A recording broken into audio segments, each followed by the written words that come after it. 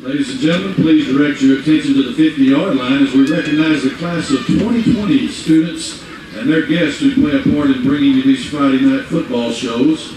Tonight is senior night, and on the field you will see the students and guests of all senior varsity football players, band members, Blue Blaze members, cheerleaders, and student council officers.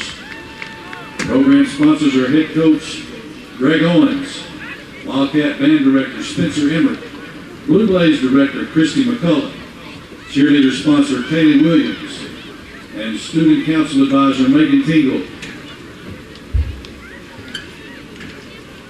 We'll begin with football.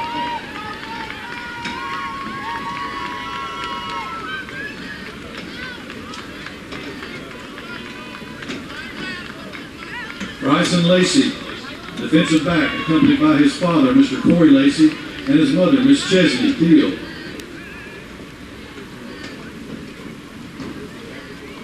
Caden Davis, running back, accompanied by his father, Mr. Farron Davis, and his mother, Miss Lana Thomas.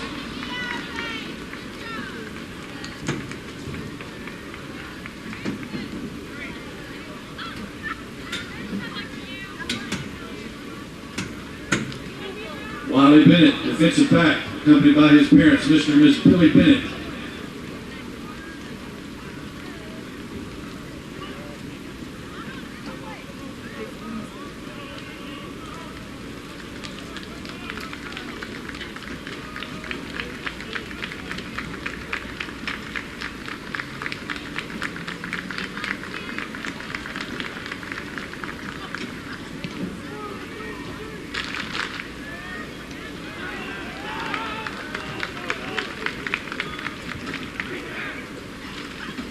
Aiden Wallace, quarterback, accompanied by his parents, Mr. and Mrs. Sean Wallace.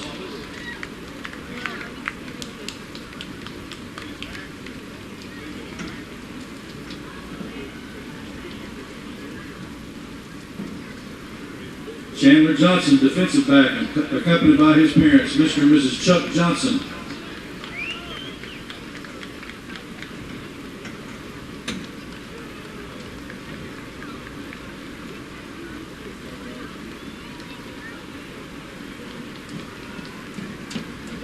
Andrew Meskiman, linebacker, accompanied by his parents, Mr. and Mrs. Jason Meskiman.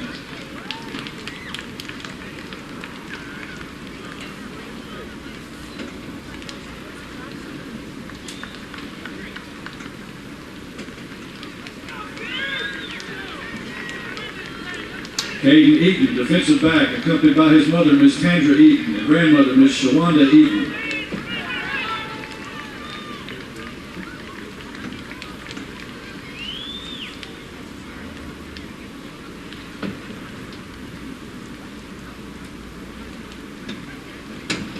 Tobin Wiley, defensive lineman, accompanied by his parents, Mr. and Mrs. Mike Wiley.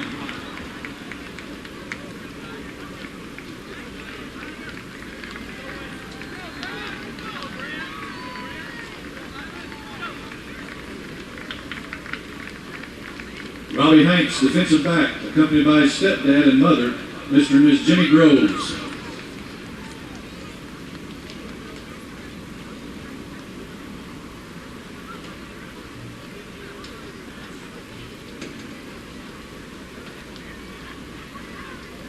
Langston Bridges, halfback, accompanied by his father, Mr. Marcus Hood, and his mother, Miss Brandy Adams.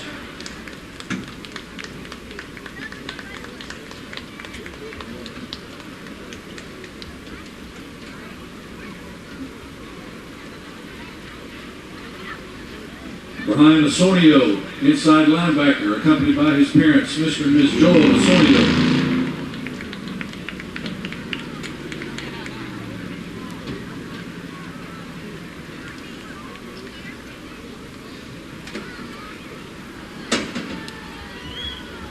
Smithson, inside linebacker, accompanied by his father, Mr. Max Smithson, and his mother, Chris Allen.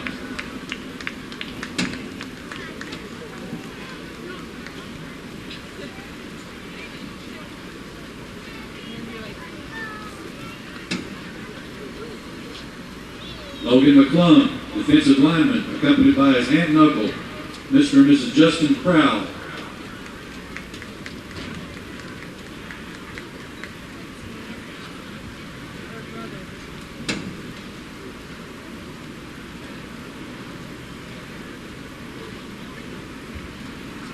Ryan Carrillo, inside linebacker, accompanied by his father, Mr. David Carrillo, and his mother, Miss Tina Carrillo.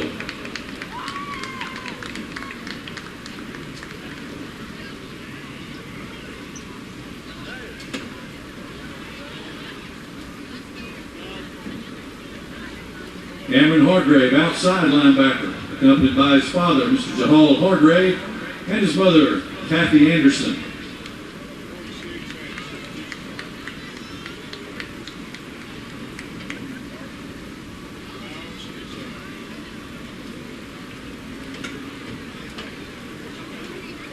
Stephen Ginnitis, defensive lineman, accompanied by his mother and stepfather, Mr. and Mrs. David McDaniel, and his father, Mr. Bo Ginnitis.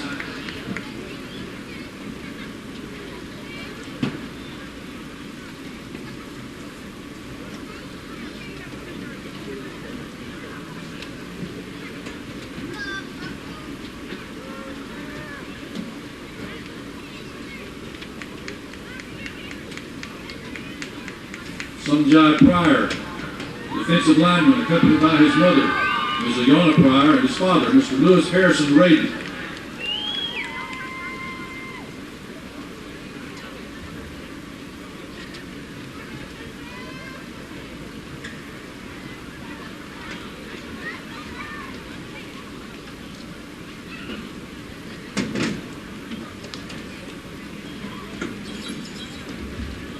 Raiden McCormick, offensive lineman, accompanied by his father, Mr. Jason McCormick, and his mother, Ms. Kim McCormick.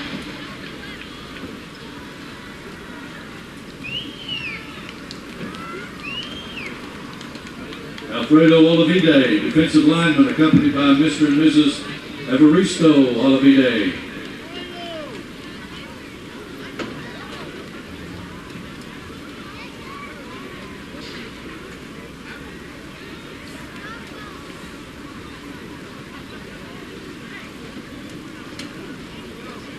Alex Rodriguez, defensive lineman, accompanied by his parents, Mr. and Mrs. Victor Rodriguez and Berta Rodriguez.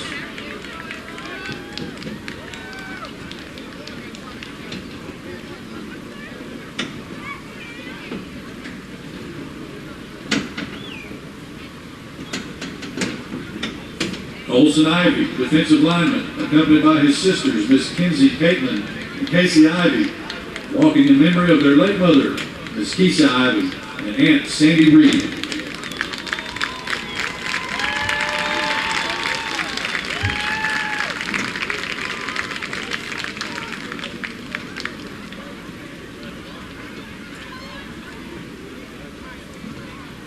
DeAndre Peoples, defensive lineman, accompanied by his mother, Ms. Lolita Peoples, and sister, Ms. Denisha Peoples.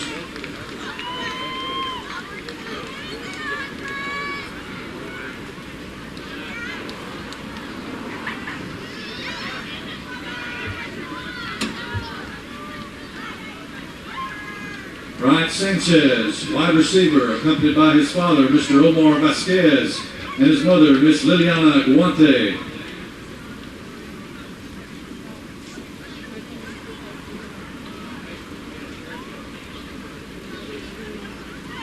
Now we'll move to the band program. Juan Andre, trombone and leadership, accompanied by his father, Mr. Jose Andre, and his mother, Miss Rosa Andre.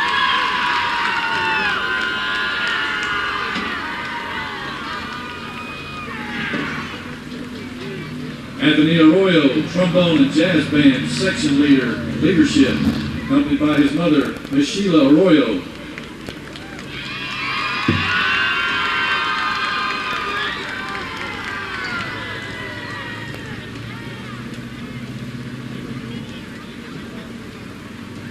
Miranda Ball, clarinet section leader and leadership, accompanied by her mother, Miss Sherry Ball, and her father, Mr. Eric Ball.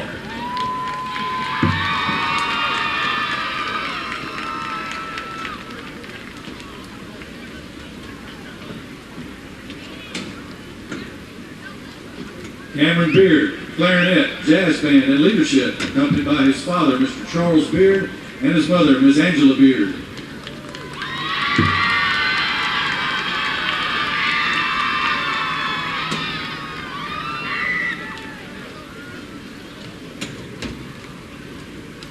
Destiny Brown, French horn, accompanied by her mother, Miss Lori Brown, and her father, Mr. Chris Moore.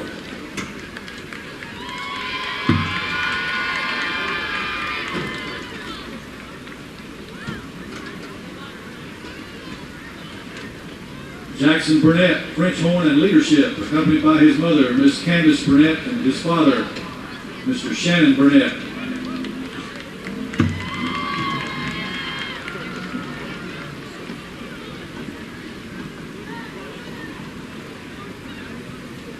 Kayla Garcia, trumpet, accompanied by her father, Mr. Noel Garcia, and her mother, Miss Myla Garcia.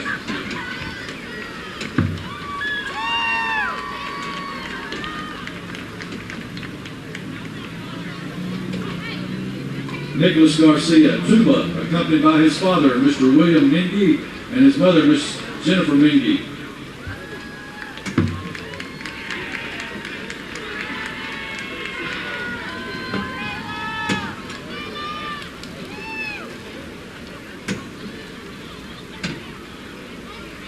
Matthew Harper, percussion, bass drum, and leadership, accompanied by his mother, Miss Liz Crouch, and his father, Mr. Nathan Crouch.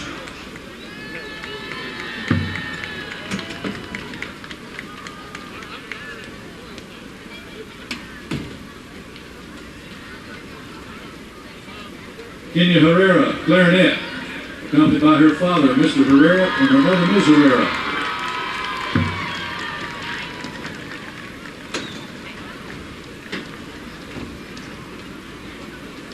Caden Kirkland, percussion, snare drum, and jazz band, accompanied by his father, Mr. Paul Kirkland, and his mother, Miss Jamie Mitchell.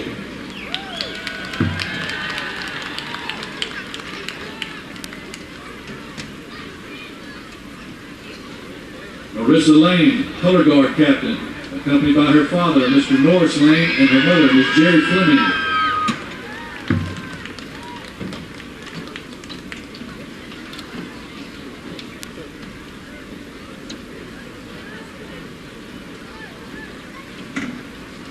Kendall Little, percussion, tenors, jazz band, and section leader, accompanied by his father, Mr. Kevin Little, and his mother, Miss Catherine Little.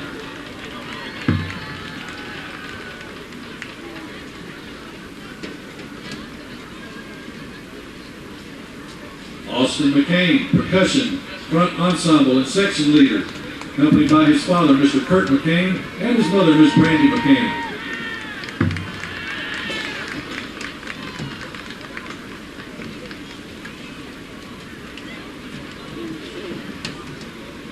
Kelsey Meadows, color guard, accompanied by her father, Mr. Mark Meadows, and her stepmother, Miss Caitlin Meadows.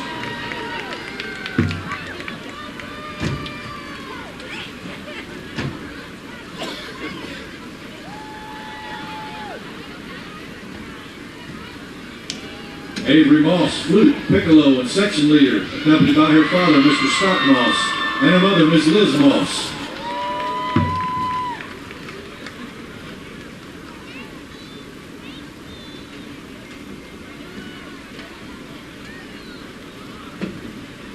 Kate Rissman, flute, piccolo, section leader, and band chaplain, accompanied by her father, Mr. Ron Rissman, and her mother, Miss Tony Rissman.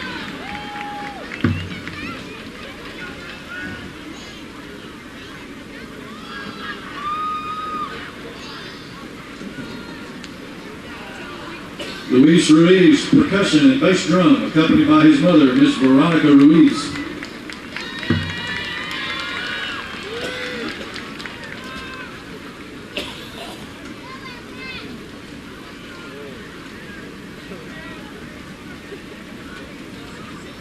George Santa Cruz, trumpet and leadership, accompanied by his father, Mr. George Santa Cruz, and his mother, Miss Monica Santa Cruz.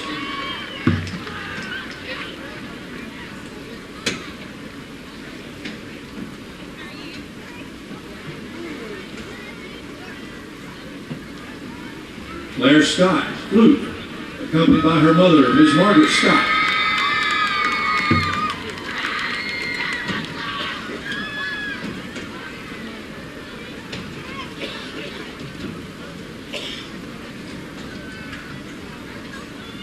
Trinity Sherman, percussion, bass drum, and leadership, accompanied by her mother, Miss Carol Stormer.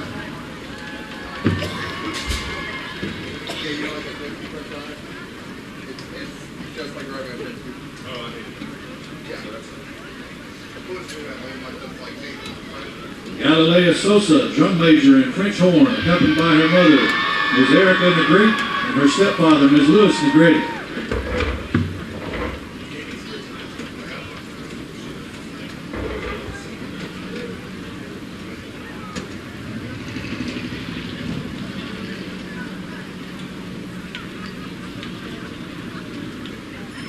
Tristan Stewart, drum major, trumpet, and jazz band, accompanied by his father, Mr. Keith Stewart, and his mother, Ms. Marcy Stewart.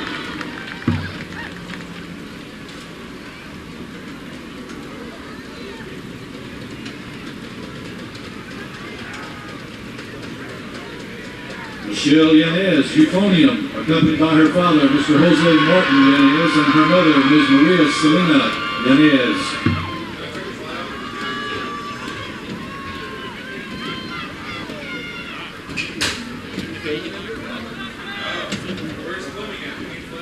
Isabella Hill, color guard, accompanied by her father, Mr. Larry Hill, and her mother, Ms. Melissa Maxwell.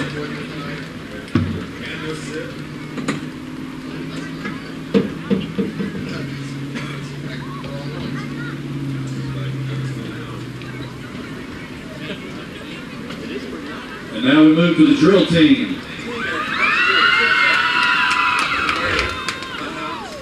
Macy Swafford, captain, accompanied by her mother, Ms. Roxanne Swafford.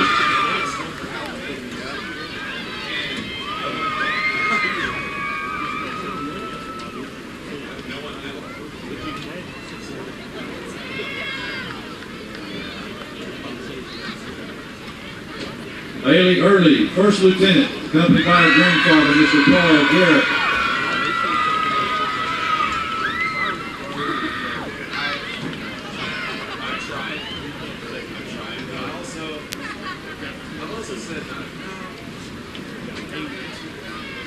Tatiana Moore, sergeant, accompanied by her mother, Ms. Consuelo Neal, and her grandparents, Mr. and Mrs. Roland Lewis.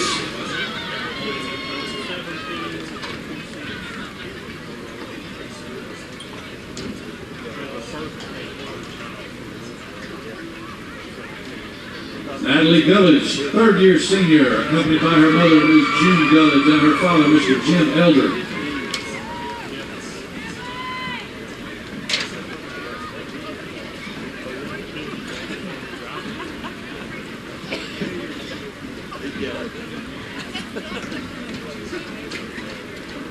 Misty Taylor, third-year senior, accompanied by her father, Mr. Bob Taylor, and her mother, Ms. Mary Taylor.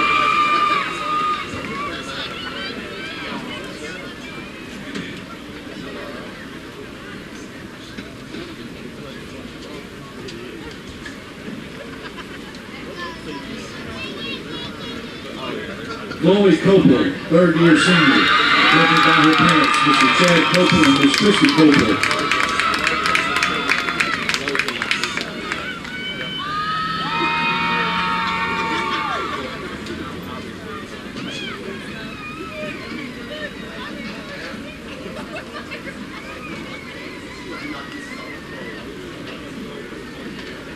Emma Edens, co-captain, alto saxophone, jazz band, and band leadership. And Ellie Edens, varsity cheerleader, accompanied by their parents, Mr. and Mrs. John Edens.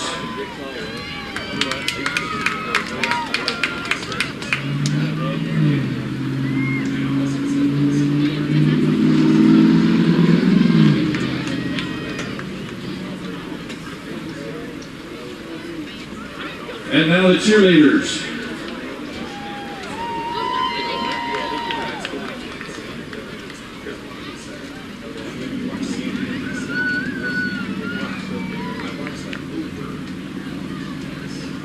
J.C. Lappin, All-American varsity cheerleader, accompanied by her father, Mr. Buddy Lappin, and her mother, Miss Amy Lappin.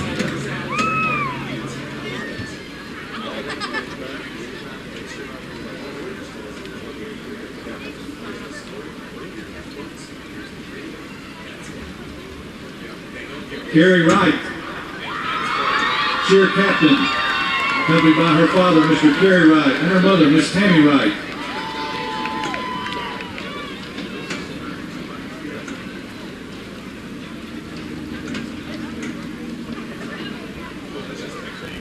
Trinity Sickles, varsity cheerleader, accompanied by her grandmother, Miss Sherry Caudle, and her aunt, Miss Gemma Caudle.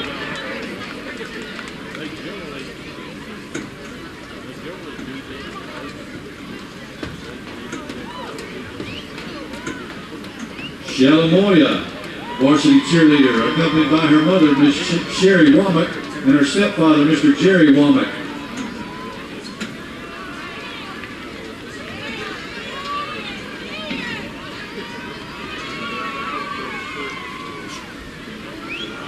Courtney Frazier, varsity cheerleader, accompanied by her mother, Miss Sarah Frazier, and her father, Mr. Sean Frazier.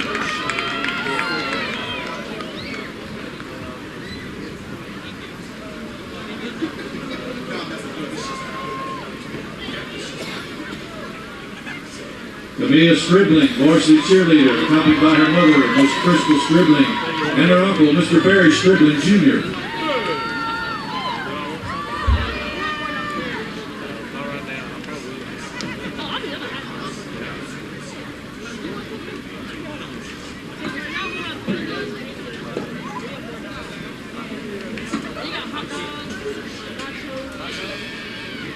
Lexi Colley, varsity cheerleader, accompanied by her grandmother, Miss Gail Martin, and her mother, Miss Gretchen Colley. I've got a phone number. I'm just calling her. Hey, bring us. We might even keep.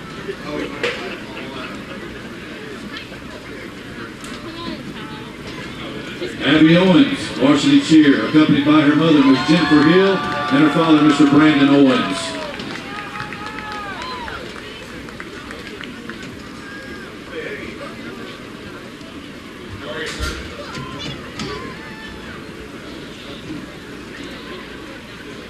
And now the student council crew.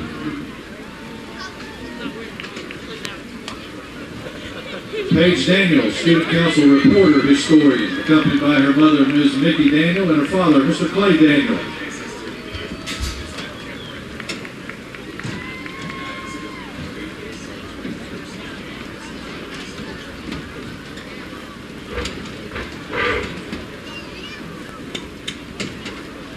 Emily Bocanegra, student council secretary, accompanied by her mother, Ms. Martha Bocanegra, and her father, Mr. Froyland Sandoval.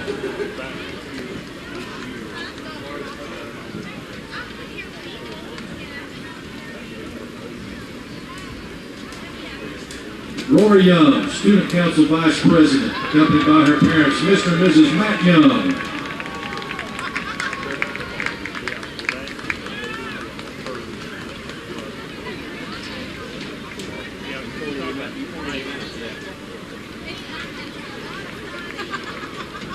McKenna Walden, student council president, accompanied by her mother, Miss Amy Griffin, and her father, Mr. Tommy Walden.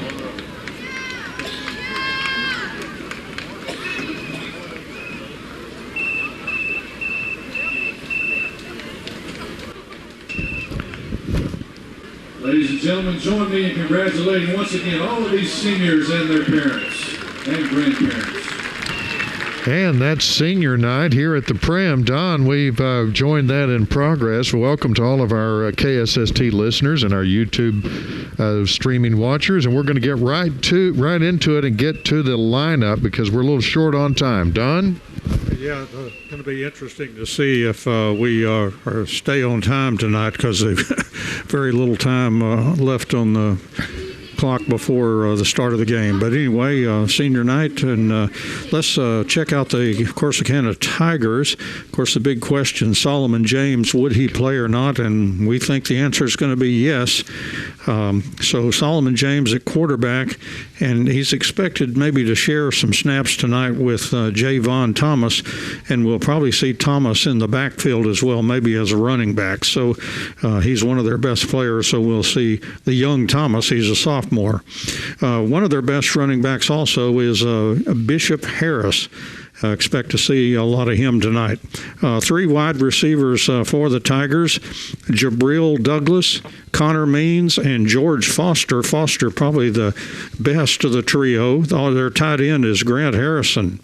Then their offensive line, a good one, averaging 274 pounds a man, Alfonso Ramos, Carl Harris, Ramos is the tackle, Harris the guard. The center, a real good one, Juan Andretti.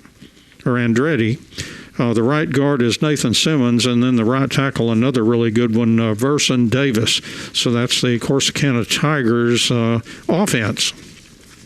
Introducing the Wildcats defense, their nose guard, saw him introduced at senior night, Alex Rodriguez, along with defensive tackle DeAndre Peoples, a senior, and also Brighton Reuter, the other tackle. Inside linebackers, both seniors, Ryan Carrillo and Wyatt Smithson. The outside linebackers, senior Cameron Hargrave and senior Landry Meskimen. On the corners, Dominique Sims and senior Caden Eaton. And the safeties are senior Wiley Bennett and also Cordarian Bull Turner as the Wildcats come out.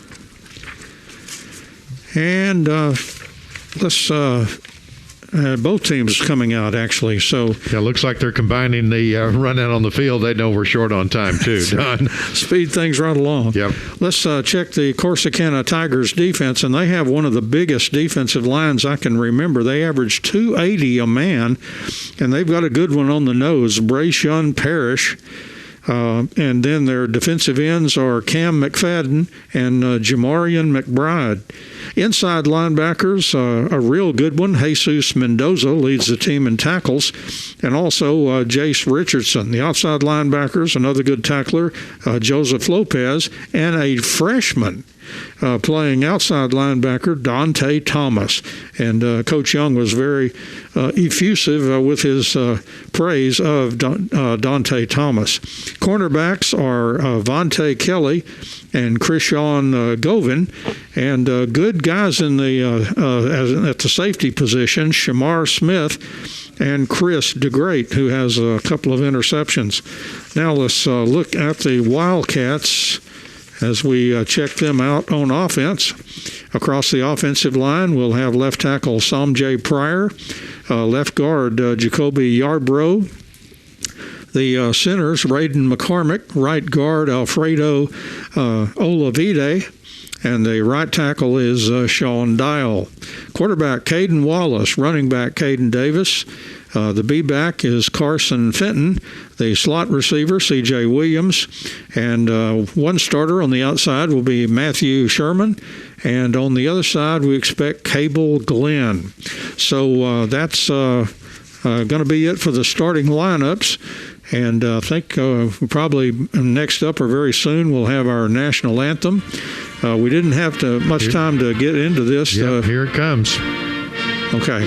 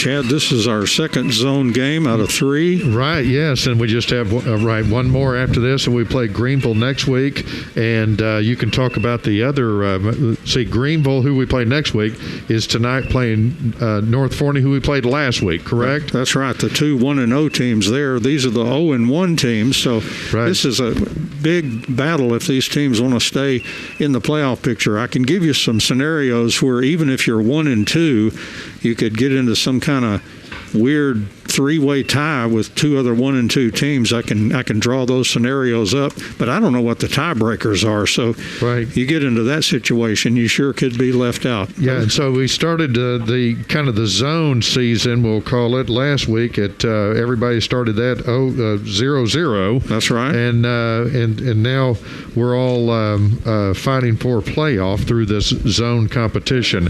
And here comes the coin toss. We've got number 97, which is Colson Ivy, as the lead captain coming out for the Wildcats. Number 23, Caden Eaton. Number 26, Robbie Looks like also 31, Wyatt Smith. Mitchell Yep. and Robbie Hanks, Colson Ivy. Wyatt Smithson, and Chandler Johnson, and let's see, I believe that other one is Cameron Hargrave. Corsicana, Yes, I believe you are. Yeah. Corsicana kind of lied in the captain department. Right. They've just got a lead captain and a backup captain out there. Looks like Shamar Smith and also Grant Harrison, their tight end. So, right. and then to back up our. Here we go. Here's the officials. Deferred. Corsicana will receive.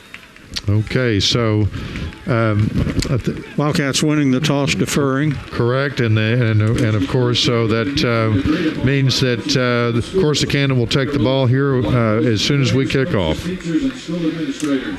All right, yeah. If we didn't already have a large enough contingency, the whole team was kind of backing up those captains out there. Right, and that, of course, Colson Ivy, senior night here, was introduced as senior with his sisters and his, I believe, his cousin. That's the young man who lost his mother and his aunt last year after a game in a car accident. So, Boy, oh boy, yeah, we certainly remember that. very nice for the Wildcats to honor him and his family tonight by making him the lead captain in the coin toss.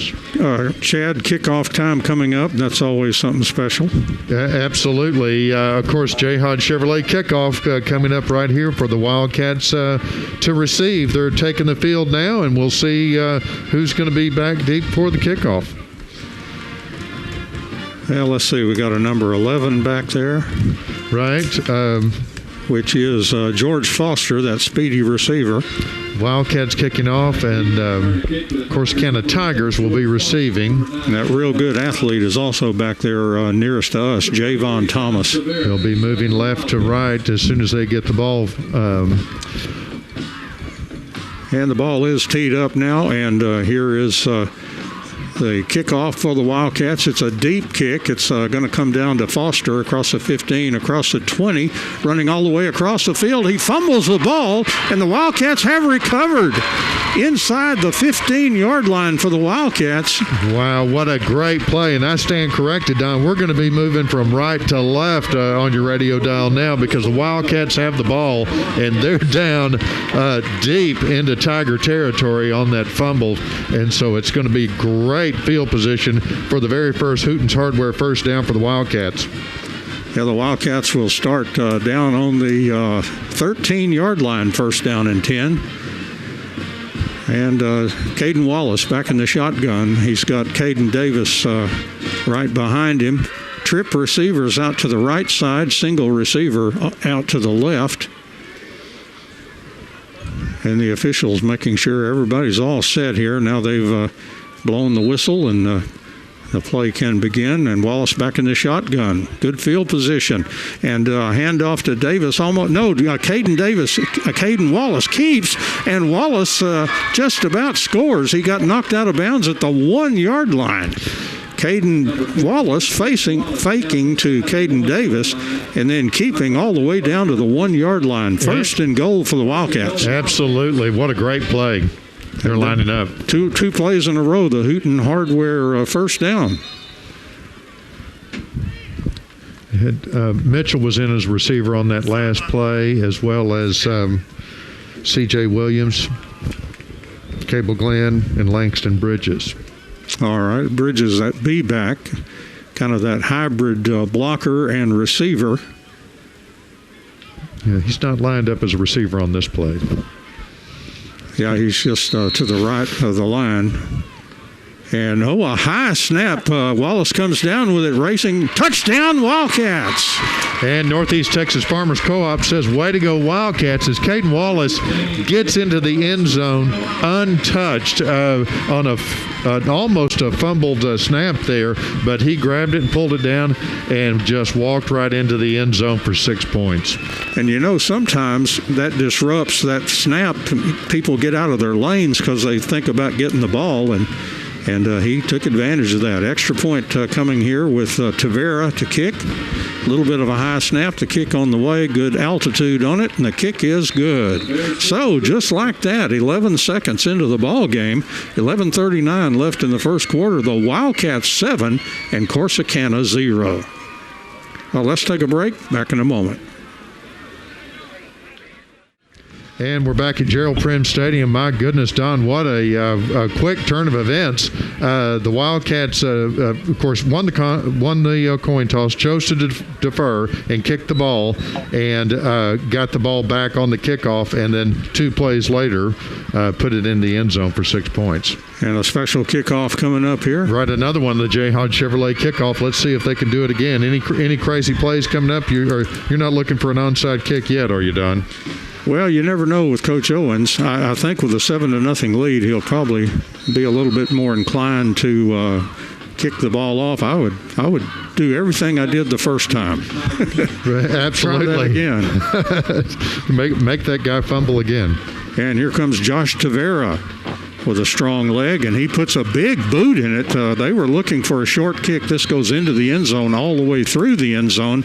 So Corsicana will now start first down and 10 from their own 25, trailing 7-0 in the ball game with 11:39 left in the first quarter. Of course, the clock doesn't run until somebody touches it, and Tavera kicked it over everybody's head. They were looking for a shorter kick. And Tavera, it's a new game this year. He's got such a strong leg, he can find the end zone. First down for us, Chad. Yes, that was a quick series for the Wildcats. That's the best 21 seconds we've seen all season. This is a Hooten's hardware first down for the Wildcats. And back in the shotgun, Solomon James back on the field, and he will fake and roll to the right. He's being chased back there, and he's going to be sacked. He leaned forward and got the yardage back where they started, so second down and 10 from the 25-yard line for Corsicana. And I know the coaches probably had their hearts in their mouths over there, but when they see their injured quarterback just back, rolling to the right with Wildcats in hot pursuit.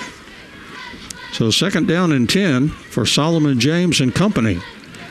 He was a co-newcomer of the year in the district last year for Corsicana. And the snap to James, and they'll try a running play now through the line for about 4 yards on the play and wrapped up around the 30-yard line. It'll be third down and 5 for Corsicana. And that was a team tackle there by the Wildcats. There was at least 5 guys that wrapped him up to get him down to the ground. Big fellow there, Samaj Hervey.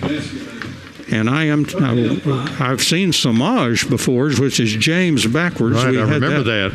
We had that at Hallsville, but he calls it Samaje. Samaje. Wants to put that J on there. I talked to the Corsicana radio crew. I told them the story of Samaj from Hallsville.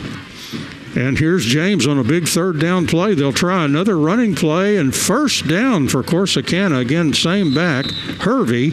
And Hervey gets it up to the 37-yard line. First down and 10 for the Tigers. The Wildcats a pretty good shot to try to hold them on 3rd and 5. But I tell you, this team, one-dimensional last week against Greenville, averages 7 yards a carry and almost 400 yards of rushing offense. And that's with Greenville knowing they were going to run.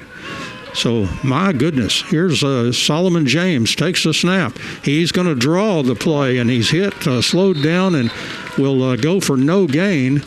I have a feeling that might be a player with Carrillo. No, that's not Carrillo. Let me correct that. That was his partner inside there, Wyatt Smithson, that made the initial contact, kind of slowed James down.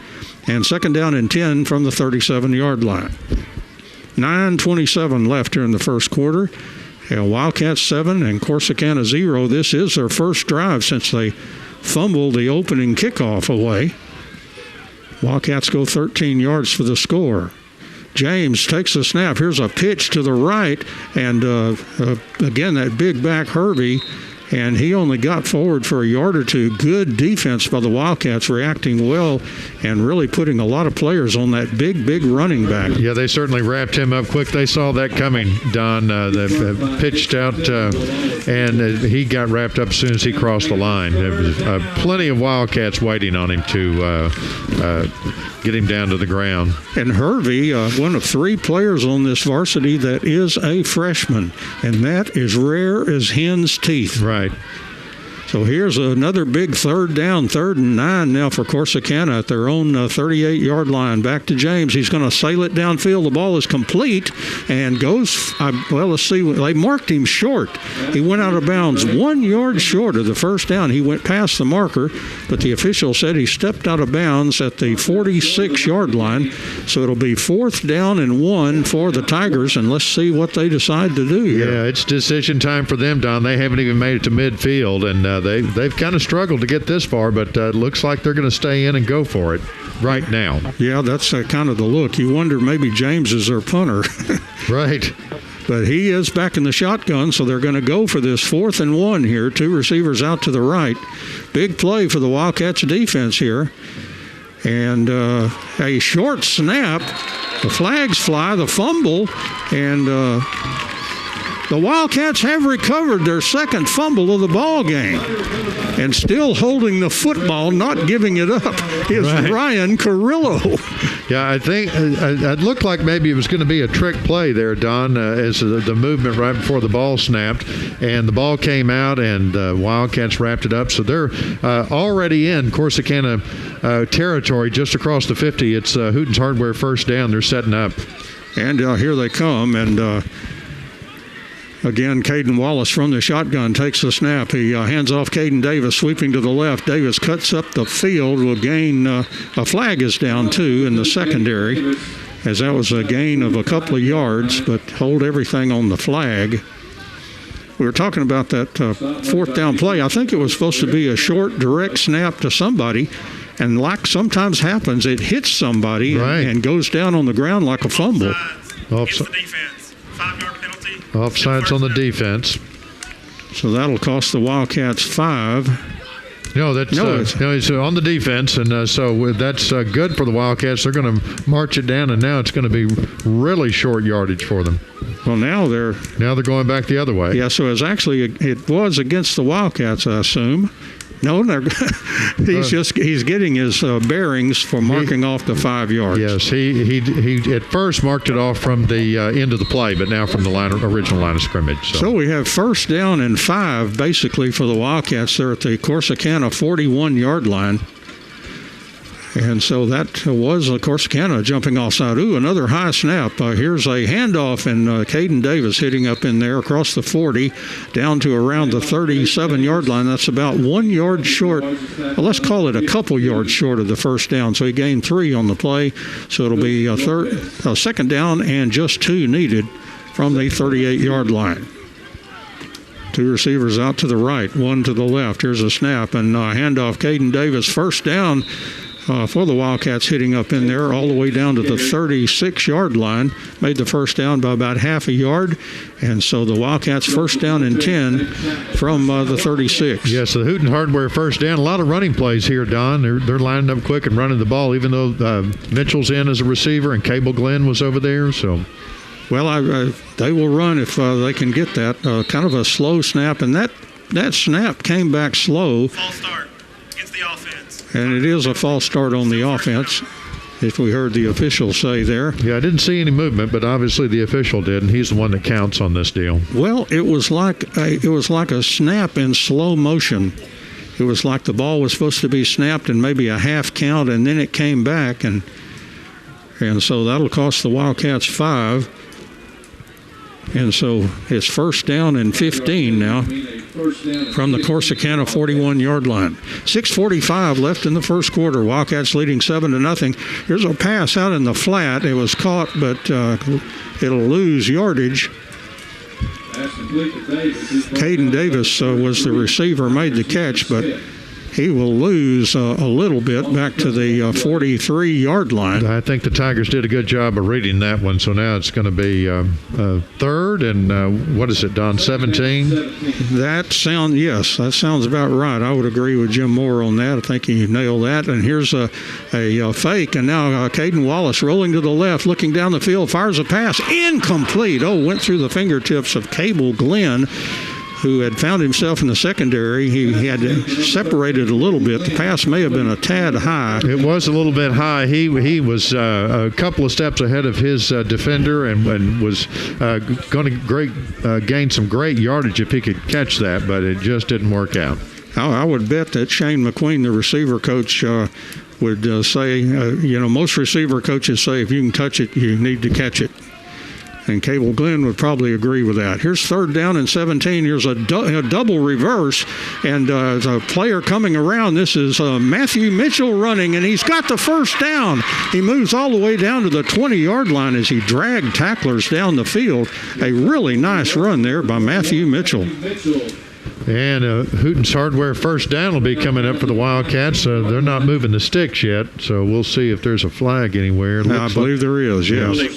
A holding call. That'll wipe out a very nice run by Matthew Mitchell. And so repeat third down, so it's going to be third down and very long now for the Wildcats. Right. Boy, this drive's just kind of blown up on them. Yeah, a couple of really good plays there, but all the way back into Wildcats territory. Right, further back than where they started on this drive after recovering that fumble. 48-yard line, their own 48, so they will need 26 yards. So third down and 26 for the Wildcats. Boy, this is not an easy play. They look like Corsicana jumped. Flags again. Wallace will air it out. He sails it down the field. It's incomplete. Went off the receiver's hands. Intended for Cable Glenn again. Could not hang on. Yeah, and what a great decision by Caden Wallace. He knew that it was kind of a free play because there was a penalty against the Tigers. Both sides against the defense. 5-yard penalty. That'll give the Wildcats 5 of those yards back, so it'll be third down and 21. Yeah, he decided to just go ahead and air that out and take the chance all the way down the field. And it almost, great decision. Yeah, almost worked. Cable Glenn really stretched out for it and just couldn't hold on. So the Wildcats now have third and 21 from now they're in Corsicana territory again at the 47-yard line. Caden Wallace. A little jumping, but no flag this time. Wallace back to pass. Fires it down. A wide open receiver caught by C.J. Williams at the 30. C.J. bouncing off players, but couldn't quite get the first down. He's going to be about 2 yards short. So this will be a delicious fourth down and 2 play for the Wildcats down at the 28-yard line in Corsicana territory. A great second effort and third effort and fourth effort by C.J. Williams as he spun and tried to get a little extra yardage. Very nice young receiver. 5:19 left here in the first quarter.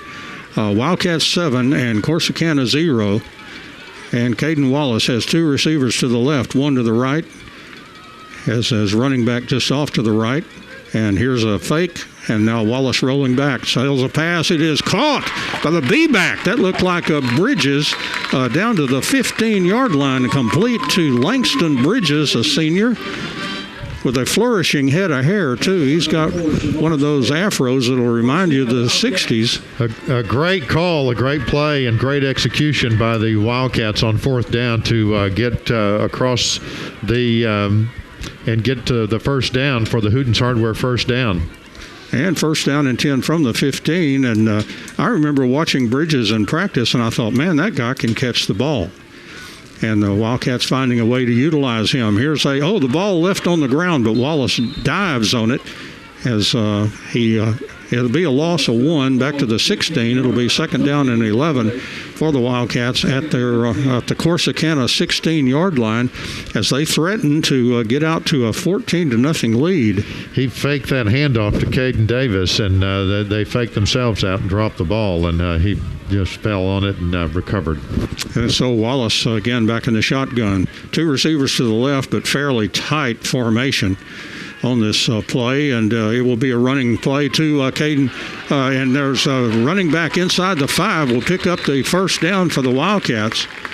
And again, the run by Caden Davis, a real nice run of 13 yards down to the 3. First down and goal for the Wildcats as they threaten to put a second score on the board. There's 3:50 left here in the first quarter. Another Hooten's Hardware first down as they look over to the sidelines to get the play called in.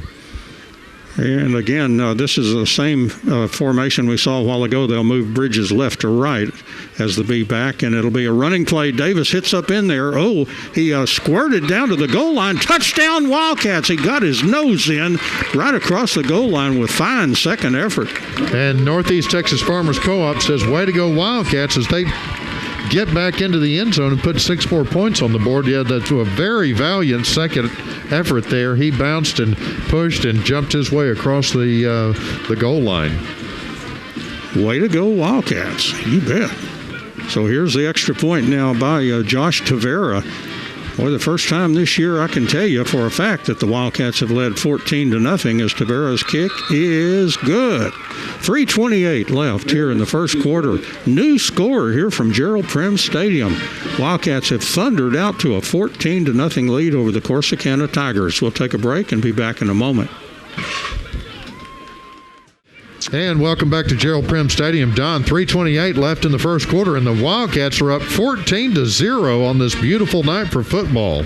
Yeah, this has been my favorite quarter so far this season. Boy, well played by the Wildcats. Corsicana, you know, you can only shoot yourself in the foot so many times until you run out of toes. And Corsicana has lost 2 fumbles in the early going here, and that will have Hal Wasson and that coaching staff of his pulling their hair out. This is the J. Hodge Chevrolet kickoff. That's yes, right. I should leave that stuff to Chad. Here it comes. Here's Josh Tavera approaches, and it's another deep kick and backing up, taking it at the 6. That's Foster running across the 20, the 25. Foster coming out of there and finally slowed up and tackled right around the 30-yard line. So Corsicana will start first down and 10 from their own 30. Right, so that's about where they started last time. They're a little bit better field position, I think. But you say that was Adrian Baston? Yeah, I think that was Adrian Baston on the return there for the Tigers, and he made a pretty good effort to get back up there. He was didn't like when that kick went over his head, I think, last time. And here they come. They're coming out, lining up, Don. Baston is another one of those freshmen, I believe, for Corsicana. They've got 3 on the roster. And once again, Solomon James will take the snap. A running play and ripping through there for Corsicana. First down all the way to the Wildcats' 45-yard line. And a very, very nice run by Bishop Harris. Yeah, that was a good effort there. Just kept getting up there to mid. And I think they're at the very best field position they've had all night. Is about where they fumbled the ball last time, Don. All right. It was a 14-yard gain up to the 44-yard line. So Solomon James again back in the shotgun for Corsicana. He's going to try Harris again. This he kind of stumbled and tripped through there, and they're going to mark him at the 46. Gain of 2. It'll be second down and 8 for the Tigers. They're in their own end of the field at the 46 with 2:47 left here in the first quarter, and it's the Wildcats 14 and Corsicana 0. And Colson Ivy comes out of there. He's had a few snaps there on defense for the Wildcats. One of those Wildcats seniors tonight. And Solomon James here on second down and 8 for the Corsicana Tigers. A storied name in Texas high school football. Fake, he may have missed the handoff, but takes it around the corner. And this is a new quarterback and gaining a first down. And that's what he does so dangerously is Javon Thomas. Yeah, he did a great job of scrambling and getting around the Wildcats. It looked like it was going to be a broken play there for a second down, but he just reversed direction and went around and got the first down. So he's in Wildcat territory now. At the 45-yard line, that Javon Thomas, he's another 500-yard rusher. He and that Bishop Harris have been leading the team. They lost a great running back, Day Daniels, that was injured and just has not been able to get on the field much, I understand. Here's Solomon James, takes the snap. He looks down the field. He fires a pass, and they're going to say he did catch it at the 39-yard line in Wildcats territory. Gain of 6 on the play. I think Means was the receiver. Yeah. Is that number 8, I believe? Yeah. I'd like to see the replay on that. It looked like it was pretty low, could have hit the ground, but they picked it up, and here they come. 2nd down and 4. That official much closer than us, but Chad may have a point. Here's a handoff, and hitting up in there now is Bishop Harris, and they're going to mark Harris a little bit short of the first down. Looks like a couple of yards short, so it'll be a 3rd and 2. Big play for Corsicana. Of course, they probably are in 4-down territory here. Now, they kept that Thomas that was in that ran a quarterback play. He's now in as a receiver. They'll use him all over the field. Great athlete, one of the best on the team. The best on the team, according to Corsicana's play-by-play man. And once again, Solomon James back in the shotgun on this big 3rd and 2. There's a snap.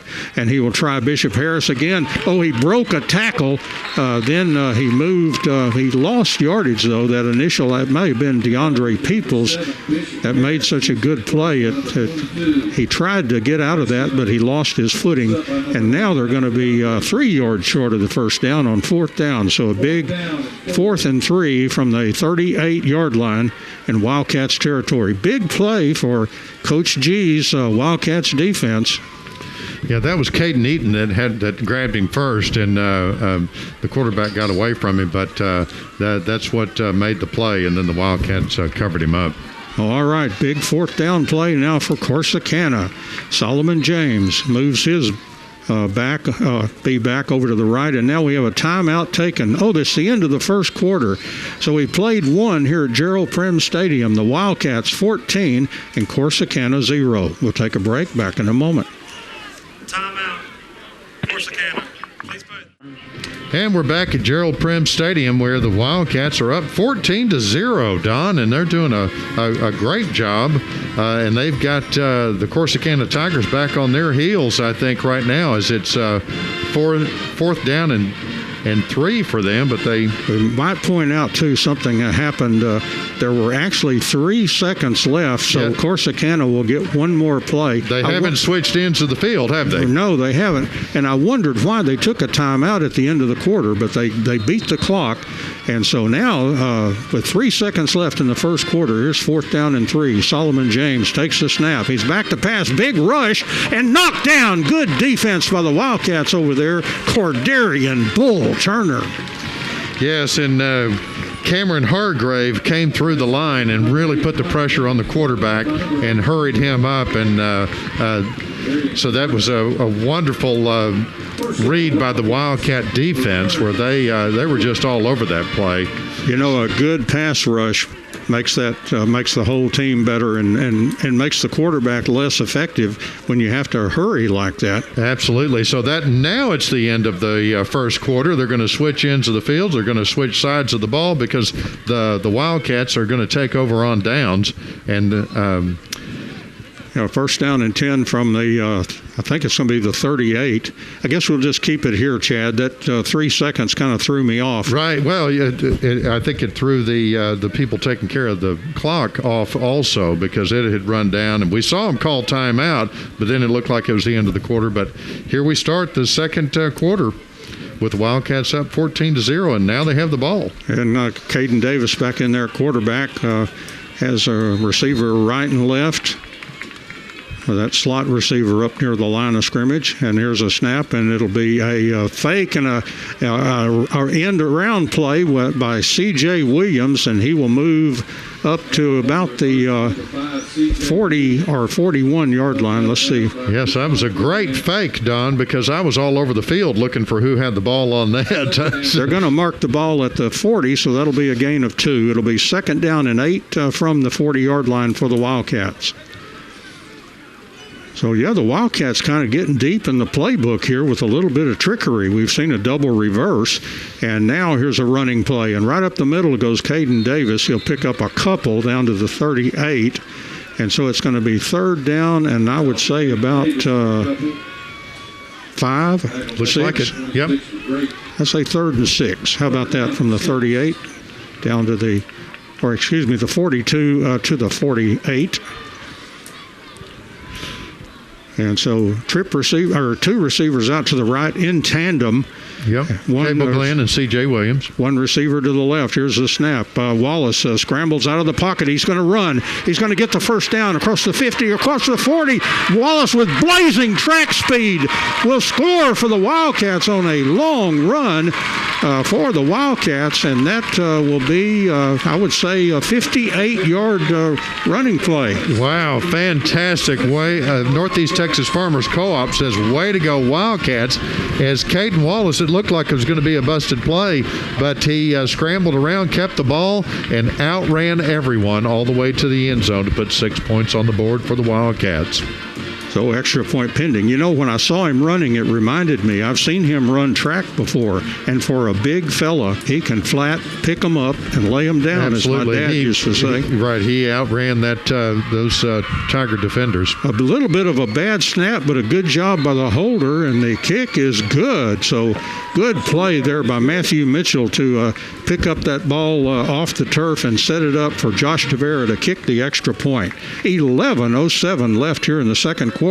New score from Gerald Prim Stadium. The Wildcats 21 and Corsicana 0. We'll take a break. Back in a moment. And we're back at Gerald Prim Stadium, where the Wildcats are way above the Corsicana Tigers, Don, at 21-0 as we have 11:07 left in the second quarter. The Wildcats come out for the I did it. I almost did it again, just like you. It's rubbing off on me, Don. The Wildcats come out for the J. Hodge Chevrolet kickoff. So this is Well, you know, Coach Owens was talking about the team this week, and he was when a coach sees his players fighting during practice, right, you can just see them get giddy, and Coach Owens was giddy talking about a chippy practice. Oh, chippy. There you go. Where the offense and defense were getting after it. So I think we're seeing some of that. Here's a kick over into the flat by Josh Tavera, taken by Corsicana. They're at the 25-yard line. Again, that's the same return man a while ago to the 27-yard number 17. line. Baston.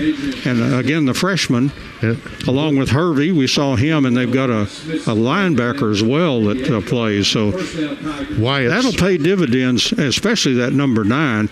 He's going to be a super player in this district for this year and 3 more years. Wyatt Smithson for the tackle on that for the Wildcats. 28-yard line for Corsicana. That's where they'll start in their own end of the field. 11 minutes left here in the second quarter, and the Wildcats with a 21-0 lead. They've just equaled their season high for points, and they did it in the first 13 minutes. Wow.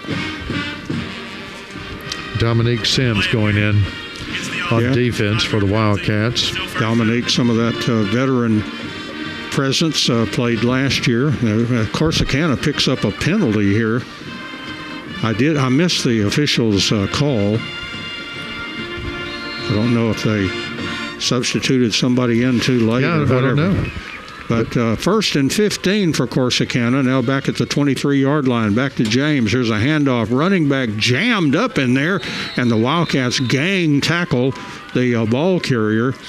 And it's going to be up to the 24-yard line. Gain of only 1 on the play.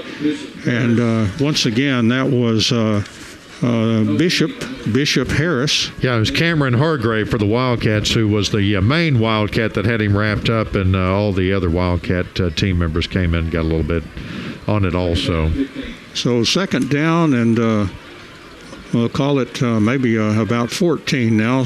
Solomon James back in the pocket will take back in the shotgun, hands off, keeps after a fake to the running back and got tripped up by good Wildcats defense.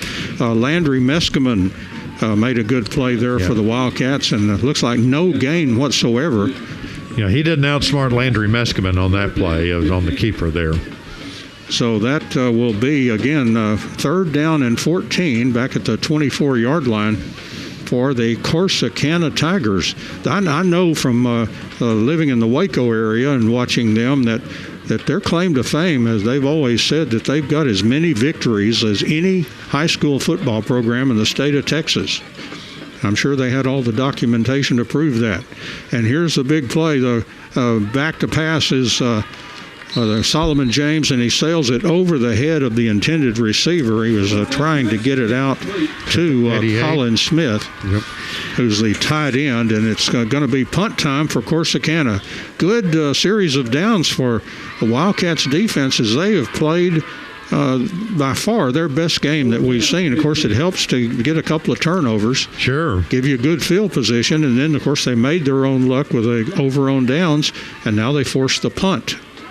Yeah, Matthew Mitchell back just into Wildcat territory on the receiving end of this punt. A player late on getting out there, he's got to be part of that. And now they have to call timeout, I think, to keep from drawing a penalty. So Corsicana takes another timeout here. And 9:32 left here in the second quarter. Wildcats 21, Corsicana 0. Back in a moment. And we're back at Gerald Prim Stadium where the Wildcats are up 21-0 over the Corsicana Tigers. And they're Corsicana coming back out for their 4th and long. So it looks like they're going to punt, Don. Yeah, and they've got a number that I don't have on the roster. He's a 41, and he'll do the punting, and he kicks it out of there, a short kick, and it's going to be taken, fair catch call for, and made at the Wildcats' 49-yard line by Matthew Mitchell. The sure-handed one there, and so 1st and 10 for the Wildcats at their own 49-yard line. So they come out for the Hooten's Hardware first down for the Wildcats right here at midfield, just 1 yard back into their own territory as Corsicana looks like they're taking their time coming up to the line of scrimmage on defense. Yeah, they are a big defensive line. Look at that 99. He is just he got some kudos in the district last year. I certainly remember that. That's Brayshun Parrish. And Wildcats throw a pass. It is caught. That's C.J. Williams. And Williams is inside Corsicana territory all the way to the 37-yard line. 1st and 10 as a good pass pattern and a good toss there by Caden Wallace. 1st and 10 for the Wildcats. Another Hooten's Hardware first down. They'll send trip receivers out to the left. J.J. Hall, the running back, snap back, and Hall will get the carry, and he burst into the secondary and will move down to the 24-yard line. Another first down. 2 plays, 2 first downs as an explosive Wildcats offense as we've seen this year. And yet another Hooten's Hardware first down for the Wildcats. Boy, better make sure that Ross has plenty of power. He's going to be racking up the stats. Here's a handoff again. J.J. Hall breaking some tackles, gaining a few yards. He's going to be down, looks like just over the 25-yard line. And as it turns out, that'll be a net gain of nothing. So it'll be 2nd down and 10. But it was a pretty good run to get back to the line of scrimmage. So 2nd down and 10 from the 25. Probably just have to get inside that 15-yard line. Wallace back in the shotgun, takes the snap, fakes, throws a pass. A ball is caught and very close to the yard marker needed for the first down. That was Matthew Mitchell on the catch. And I think they're going to mark him maybe a yard short on that one. So it'll be 2nd down and about 1. 3rd down 1. Or 3rd down and 1, excuse me. That's right, we had the run-in play. And it is I would say, a very short one. That stick is just inside the 15-yard line.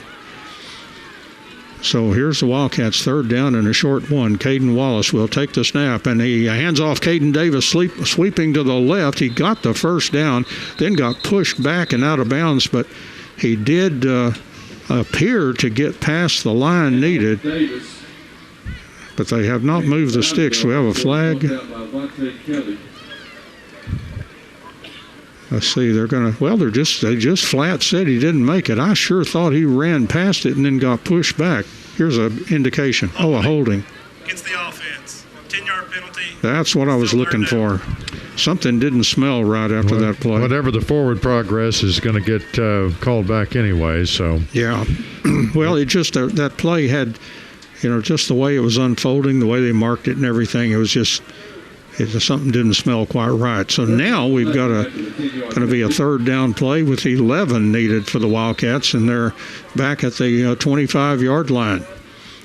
So Wallace back in the shotgun. Will take the snap. He fakes. He rolls to the right, looking down the field. He fires a pass. As a receiver, it's caught by Cable Glenn inside the 15. Very close. Yeah, that's going to be a yard short. I'll say 4th down and 1, but a nice catch by Cable Glenn as he really got popped when he caught the ball, but he hung on. Yeah, great reception by Cable Glenn for the Wildcats. So 4th down and a 1 yard needed with that ball down around the 15-yard line. So a big play here for the Wildcats, who would like to keep this roll going. You figure Corsicana is going to come roaring back at some point. Caden Wallace will send Bridges over to the right side, and it's a running play, and they will tackle the running back on a sweep to the right, Caden Davis, for a loss, and the Wildcats turn the ball over down around the 15-yard line. It was certainly worth going for it down there. You can't blame them for that, Don, but they just came up short, and so they will turn it over on downs, and the Corsicana Tigers will have a long way to go on this drive. It'd be their worst start. 17-yard line. Yep, it'd be their worst start for the game on any of their series. 6:48 left in the second quarter. 21 for the Wildcats, 0 for the Corsicana Tigers, and here they come out to. You took the words right out of my mouth. I just knew you were going to say it, Don. I wanted to beat you to it. I think I even said 6. You did. That's the only reason I knew what it was. All right. Well, so, I can't do that enough. We talked about that this week. And here's a snap and a running play for Corsicana. The back burst through there for about 5 yards on the running play. And, boy, so many Wildcats around that guy. That's that big running back that we saw earlier in the game. That is Hervey, Samaje Hervey, the freshman. They list him as a linebacker, but Coach Wasson said he really used a lot of defensive players, taking them off defense to put them on offense, especially at running back. That was a dire need for him. So here's quarterback Thomas, and he pitches, and Hervey around the right side. A flag flies, 1st down and 10 on the run, but hold everything. That's thrown in that area where you would normally see a holding penalty. I saw one of the officials point. 10-yard penalty, replay, 2nd down. Yep, that's exactly. Was a hold? I believe so. All right. It was against the Tigers. That was the important part that I heard. Yeah, I was trying to listen to it, but I just didn't digest it for one reason or the other.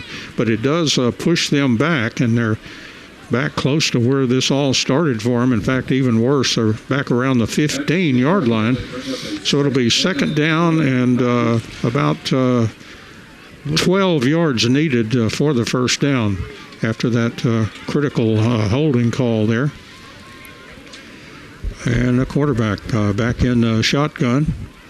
We'll take the snap. This is at Thomas again, just taking it and taking off, and he got a big gain all the way up to the 24-yard line. That's going to be 3 yards short of the 1st down, and you can see why they are so excited about that quarterback, Javon Thomas, and a quarterback, receiver, running back, wherever you want him. But Ryan Carrillo and Cameron Hargrave wrapped him up on that play and took him down. So, yeah, Carrillo, the leading tackler for the Wildcats by a large amount. He's had 41 tackles and assists this season, and the next one is like 17 or 18. So Ryan Carrillo in his senior season really having a good season from that inside linebacker position. We have a timeout taken here Timeout. with 5:06 left here in the second quarter. Wildcats 21 and Corsicana 0 as I was trying to listen to the official. Let's take a break and we'll be back in a moment. And they're coming back on the field, Don. 5:06 left in the half, and Wildcats up 21-0 as Corsicana's trying to make something happen here. And they're a lot closer to making it happen now after that good run. It's just 3rd down and 3 now from the 24-yard line. Again, Thomas at quarterback. He's a jitterbug, and he will keep and runs up the middle for a 1st down. My goodness, is he a dangerous fellow. I'll tell you, the play-by-play announcer for Corsicana, very bullish on him. He called him the best player on the team, and I don't know that I would argue with him. So 1st down and 10 for the Tigers as they move up to the 32-yard line. I see Robbie Hanks is in for the Wildcats as a defender, and we'll talk about him in just a second.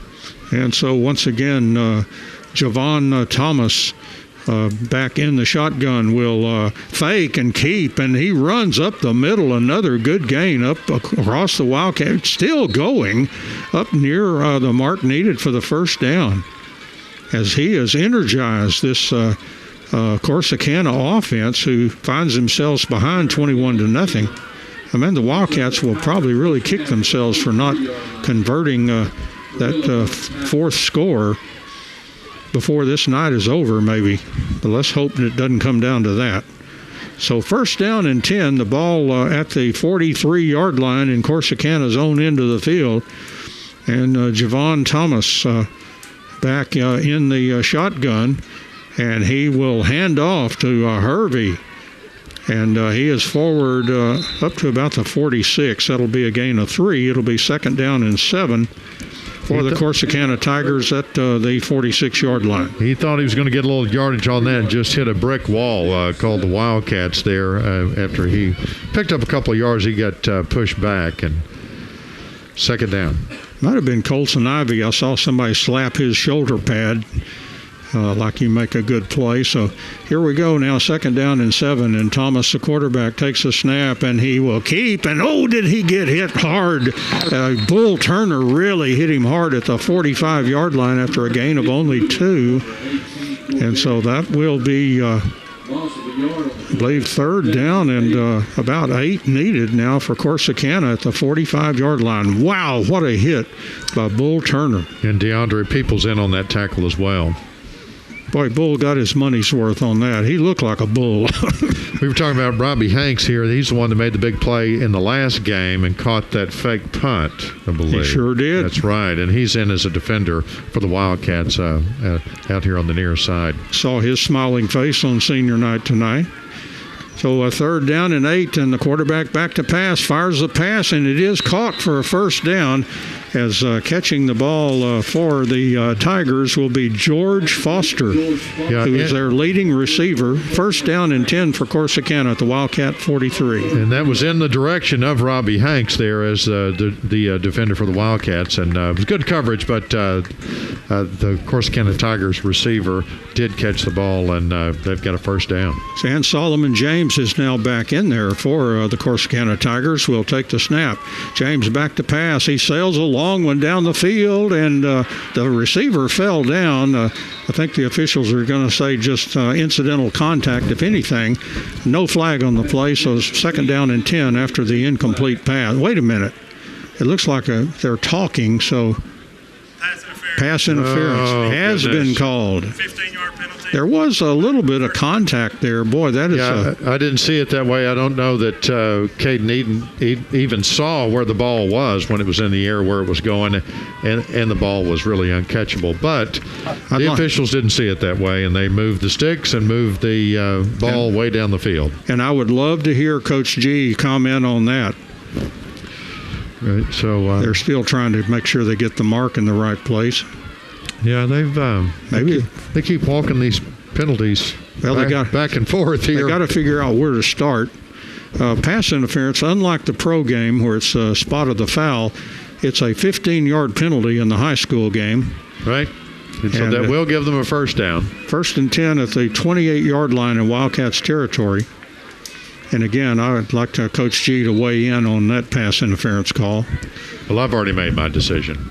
It was bad call. And so once again, James back in the shotgun will take the snap, fakes to the running back, fires a pass. Oh, it's caught. Touchdown for Corsicana as he hit George Foster. So James to Foster for a touchdown for Corsicana.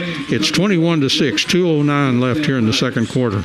Yeah, it was just a good play. The receiver for the Tigers just outran the defender for the Wildcats, and there was nothing to stop him, and they put it in the end zone. Extra point pending now for Corsicana. And Cano, the kicker, and he kind of put a line drive through there, but it went right through the uprights. 2:09 left here in the second quarter. New score here from Gerald Prim Stadium. The Tigers are getting back in this ball game. It's the Wildcats at Sulphur Springs 21 and Corsicana's Tigers 7. Let's take a break. Back in a moment. And welcome back to Gerald Prim Stadium, where the Wildcats are up 21-7 over the Corsicana Tigers as they come out to receive the J. Hunt Chevrolet kickoff. And Don, this is going to be the first kickoff they've had, right? They deferred and kicked off. So this is the first time we're receiving the kickoff, I believe, for this game. That's right. Caden Davis nearest to us, and Matthew Mitchell on that far side where he usually hides out over there and just tends to draw a lot of attention from these kickers. Right, and just not a good choice for Corsicana of who to kick it to, because both very dangerous runners for the Wildcats, which is good for us. A sophomore kicker, Kevin Cano, who kicked that extra point, and now let's see how they handle the kickoff.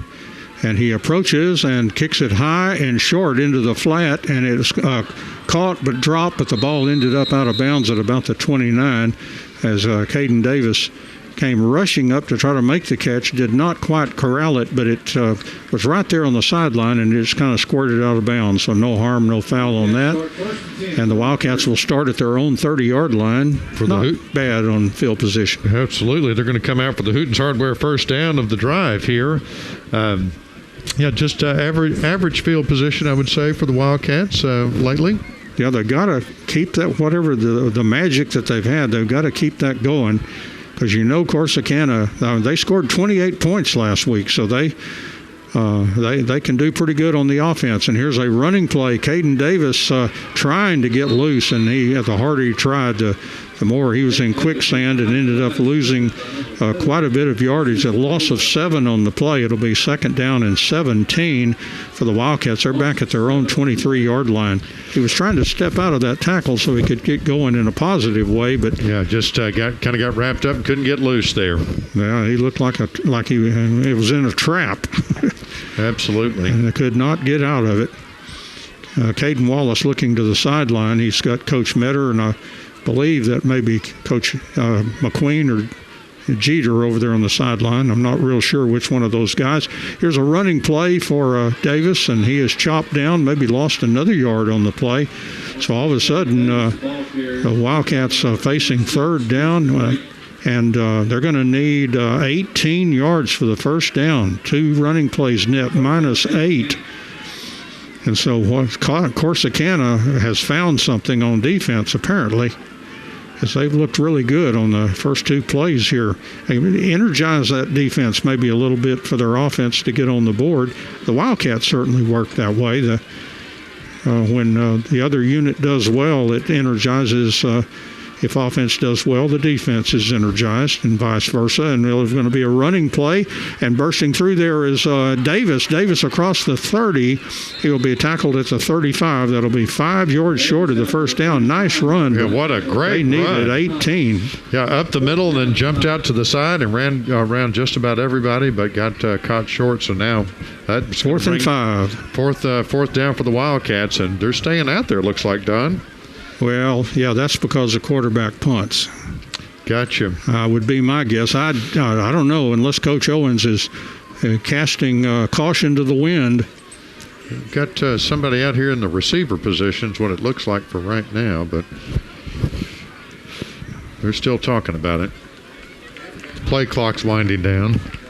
And that's halftime. So, my goodness, that was a quick quarter, seemed like to me. But we've played half of it here from Gerald Prim Stadium, and the Wildcats with a good first half. They've just got to keep it up. The Wildcats leading Corsicana 21-7, and we're at the half.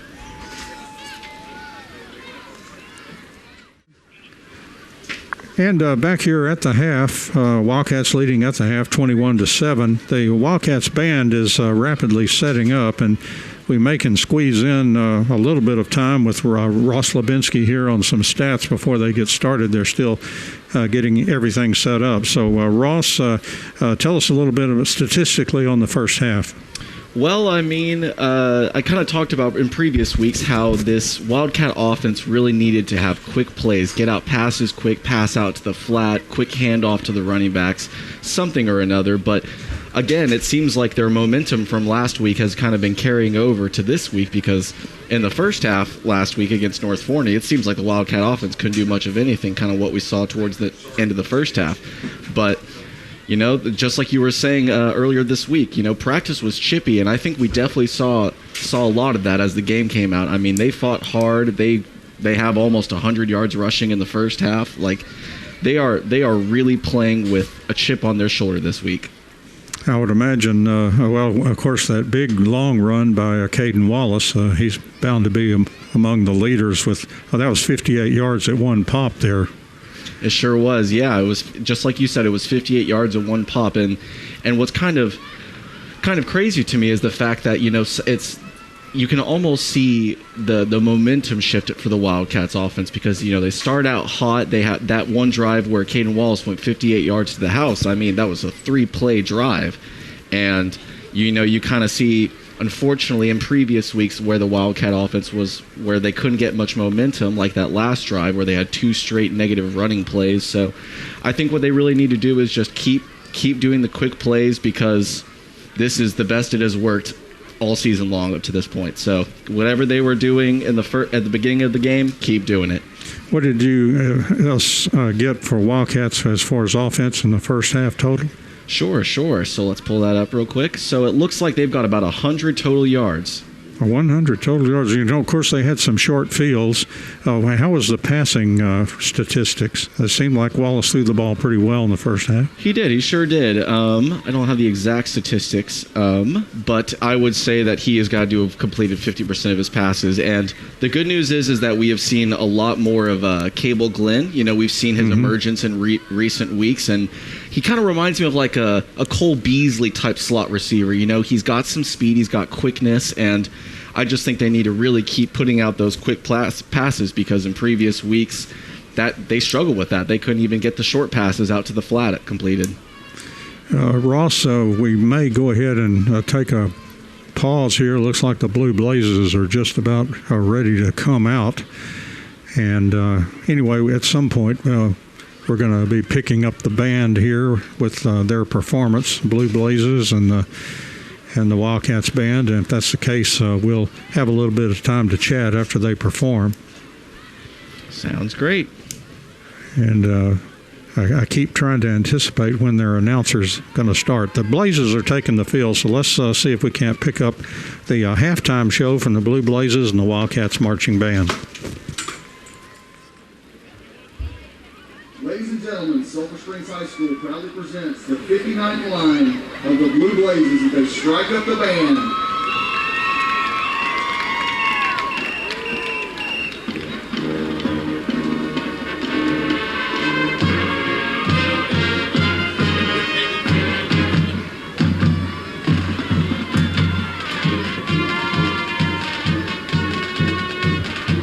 Starters for this year are senior Tatiana Moore and juniors Anaya Gatlin, Desiree Hall, and McKenna Lowder.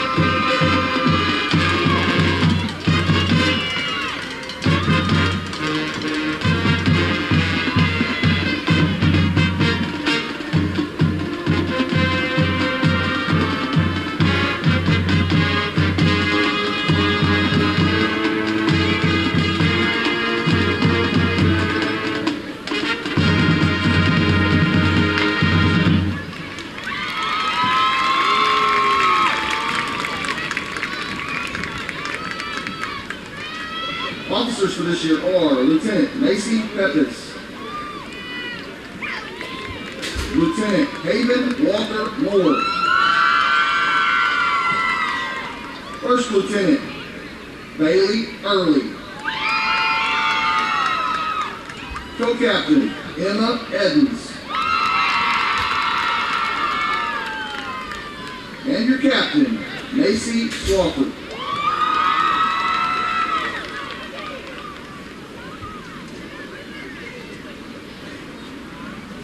The Blazes would like to recognize this week's Spirit Miller, second-year member and First Lieutenant Bailey Early.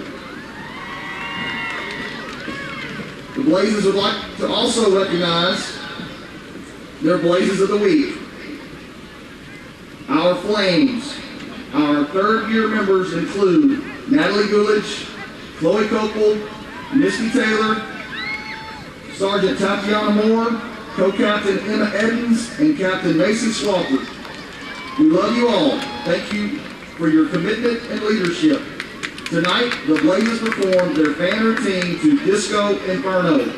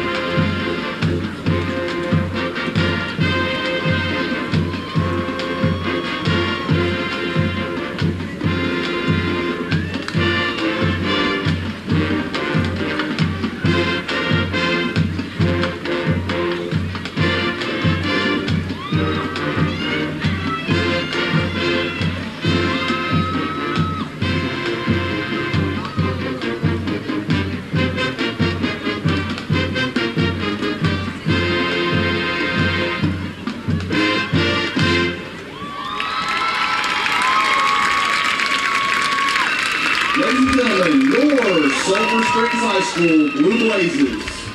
The Blazers are under the direction of Christy McCullough and Kenny McGraw.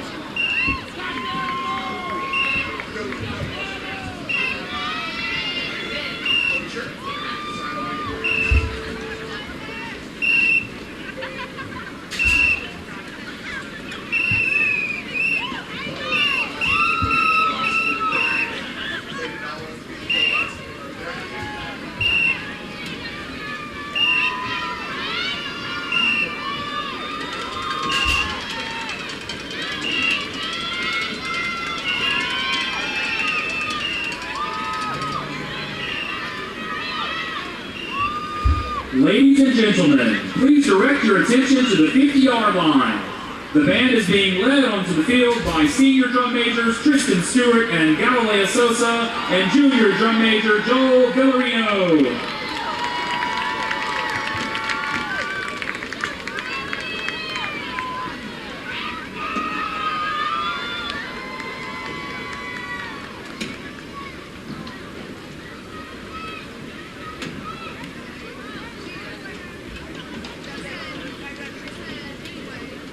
Ladies and gentlemen, here they come, man, oh man, that Wildcat band.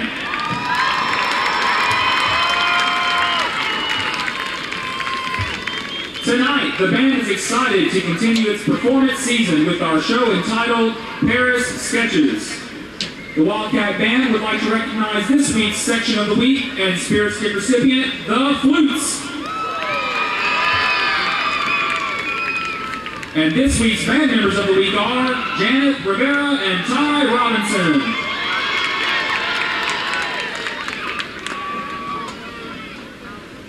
The band would also like to welcome our Wildcat Band 8th graders who are joining us on the sideline for tonight's performance.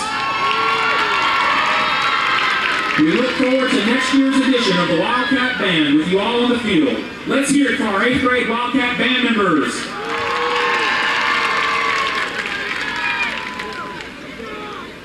So, ladies and gentlemen, sit back, relax, and travel with us to experience an inspiring time in Paris, the City of Lights.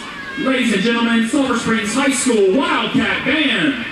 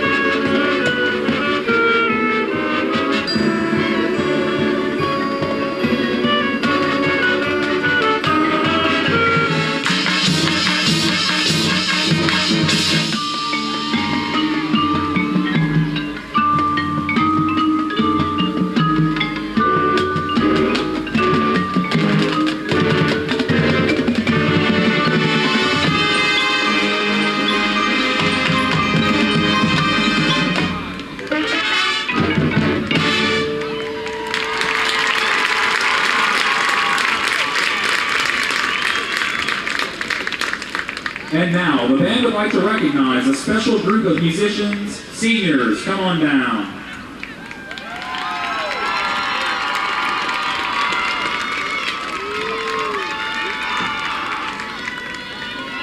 This record number of 27 band seniors has spent 7 years achieving in the Wildcat Band program.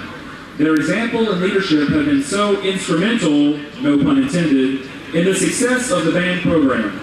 They have been a part of numerous First Division ratings, sweepstakes awards, and other championship moments throughout this time, and have been the glue that has helped hold our band family together in these recent trying times.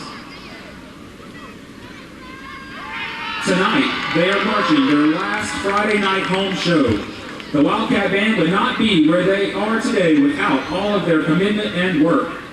Band senior class of 2021, take a bow and be recognized. Let's hear it for the seniors.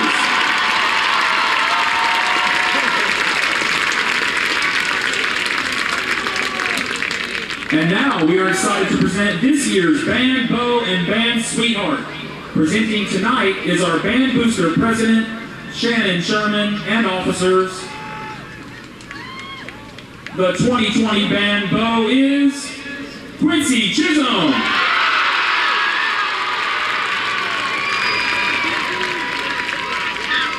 And the 2020 Band Sweetheart is Kenya Herrera.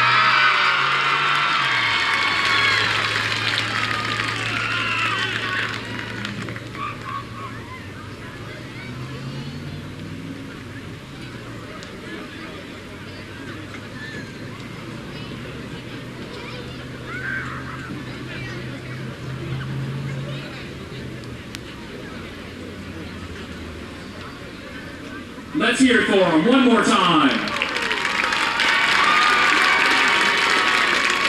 Congratulations to you both. And now, on with the show.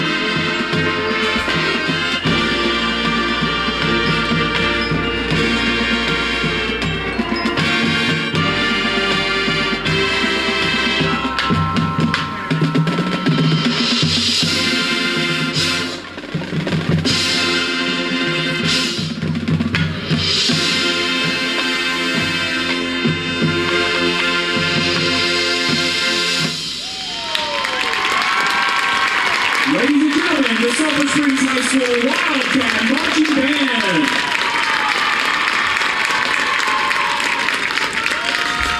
Directors for the band are Spencer Emmert, Elizabeth Bilecki, Jeff Garza, Elliot Ayo, Brittany Robinette, Anthony Parati, and Dr. Steve Proctor. Tonight's soloists were Matthew Sherman, Anthony Arroyo, Tristan Stewart, Rose Oyad, and Logan McCain. And tonight's horn quartet featured Brooklyn Arneson, Jackson Burnett, Joel Villarino, and Galilea Sosa. Follow the band to Mesquite tomorrow, November the 7th, as they perform at their first competition. Performance time is at 2:40 at Mesquite Memorial Stadium. Go band and go Wildcats! And we are at halftime here. Wildcats leading the football game over Corsicana 21-7. Don Julian here with Ross Lubinsky talking about the stats in the first half. Ross, once again, we were kind of talking about that passing yardage for the Wildcats. Yeah, we sure were, and a little off on the numbers because I said they were around 100 yards of total offense for the first half, but it was actually almost double. They were just south of 200 yards of total yards in the first half. And it would seem that about 75 of which was passing through the air. So not a bad performance, and their rushing game is really, really showing up in the first half. Yeah, that's some good numbers for them. They've averaged maybe closer to 300 yards in a game, and if they could duplicate those first half numbers, that would give them about 400 for the game. Did you get the yardage on Corsicana? Do you have a kind of look at them? Or? Sure.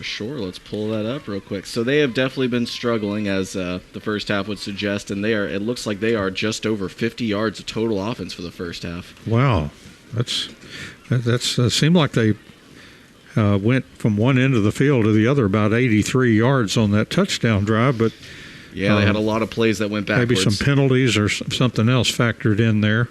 Yeah, it was not a real stellar first half for them. Kind of to recap a little bit, there was a fumble on the very opening kickoff, and the Wildcats recovered, went 13 yards to score.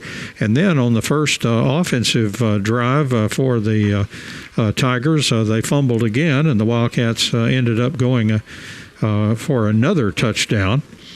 And it was 14-0 after the first quarter, and then the Wildcats held them on downs, scored a touchdown on a very long run that we've talked about, 58 yards by Caden Wallace, and then very close to in the last 2 minutes, Corsicana got that late touchdown to make it 21-7. So we'll have to see if Corsicana can build off of that, or what are your thoughts looking into the second half? Well, just as you said, there was an opportunity where the Wildcats had a chance to score, make it 28-0 at one point, but they went for it on fourth down. I would have done the exact same thing. And they went for it on fourth down, didn't get it, and that's what allowed the Corsicana Tigers to get that touchdown and make it 21-7. So don't be surprised if we see a lot more of what we saw towards the end of the first half, to where the Corsicana Tigers started bringing a lot more pressure on defense, because Greg Owen said during the week that a lot of times earlier in the season they would bring a lot of sort of pressure and dial the penetration up, but we didn't really see so much of that in the first half.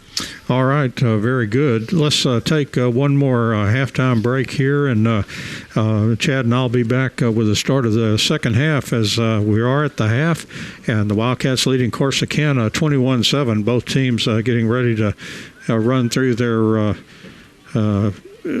what do you call those, run-throughs? But anyway, they will do that, and we'll be ready for the start of the second half right after this.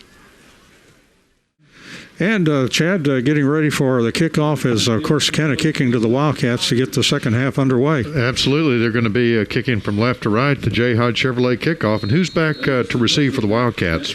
Well, it's a short kick. It's going to be caught by an up man, actually, on that kick. And Yeah, it looks like that was Chandler Johnson that fielded that for the Wildcats. Boy, your eyes are better than me. That time Doug had kind of a wide shot on my monitor here, and I was looking a long way. I used binoculars on that one, and the Wildcats will come out for the Hootens Hardware first down to start off the second half. The Wildcats up 21-7. Yeah, I like your solution better than mine. First down and 10 from the 28-yard line. Caden Wallace is back in the shotgun.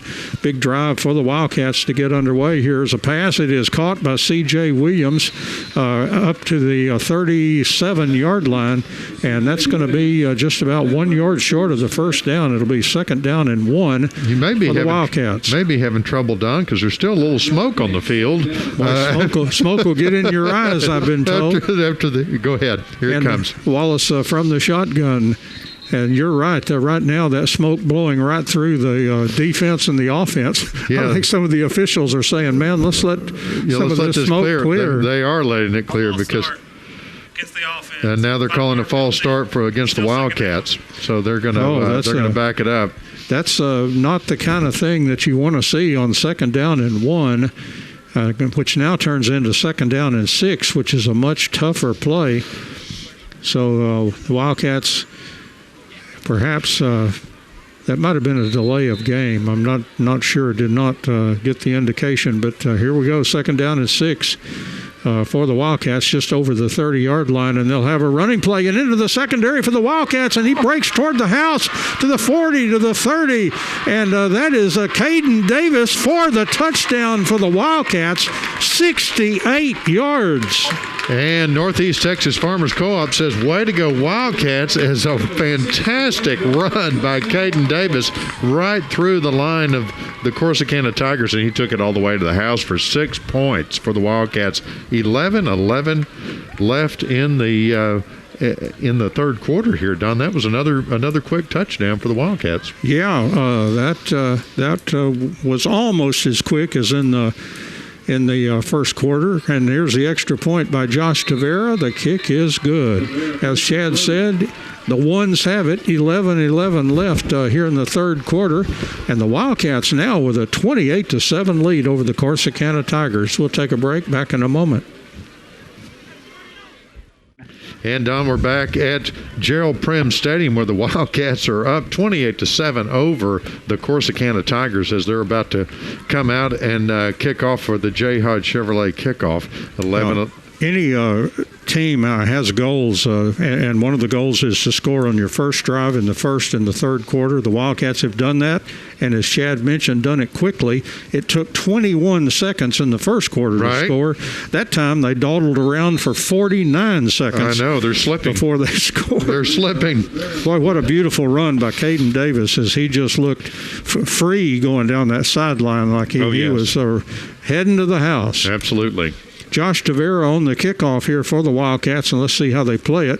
And it's going to be a pooch kick over into the flat. A fair catch was called for by Corsicana, and Jabril Douglas did make the catch on the fair catch, and it's going to be marked at the 32-yard line. First down and 10 for the Corsicana Tigers as they trail now 28-7.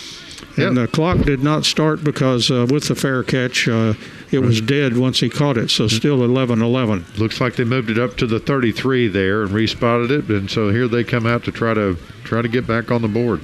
And so back in the shotgun, I believe that's Solomon James in there, and he's back to pass, getting a rush, throws a pass, and it looked like it was caught out of bounds, and that's exactly the ruling, as the official right on top of it there said no catch. That was George Foster, who he had a touchdown in the first quarter, first half. Good throw and a good catch. It was just a little out of bounds when he caught it, so they're going to back it up here and still be second down and 10 now for him. Yeah, that pass carried him out of bounds, and so he had to get out of bounds to catch it. So second down and 10 for the Tigers at their own 33-yard line.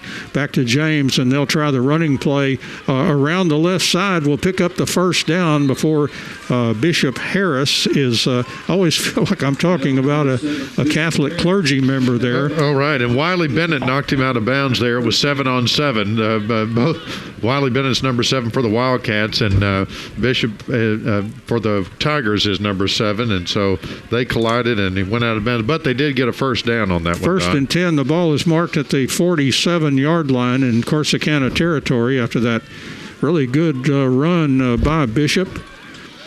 And again, back in the shotgun for the Tigers. And they'll try Bishop Harris again, and he's forward for about 5 yards. Corsicana coming out with a lot of determination, it looks like. I thought the Wildcats had a lot of fire coming out of the locker room, but now they've got to translate that into what they do on the field. 2nd down and 5, the ball on the 48 in Wildcats territory. And once again, Solomon James back on the field for the first time, I believe, since October the 2nd. The second game for the Corsicana Tigers got nicked up a little bit.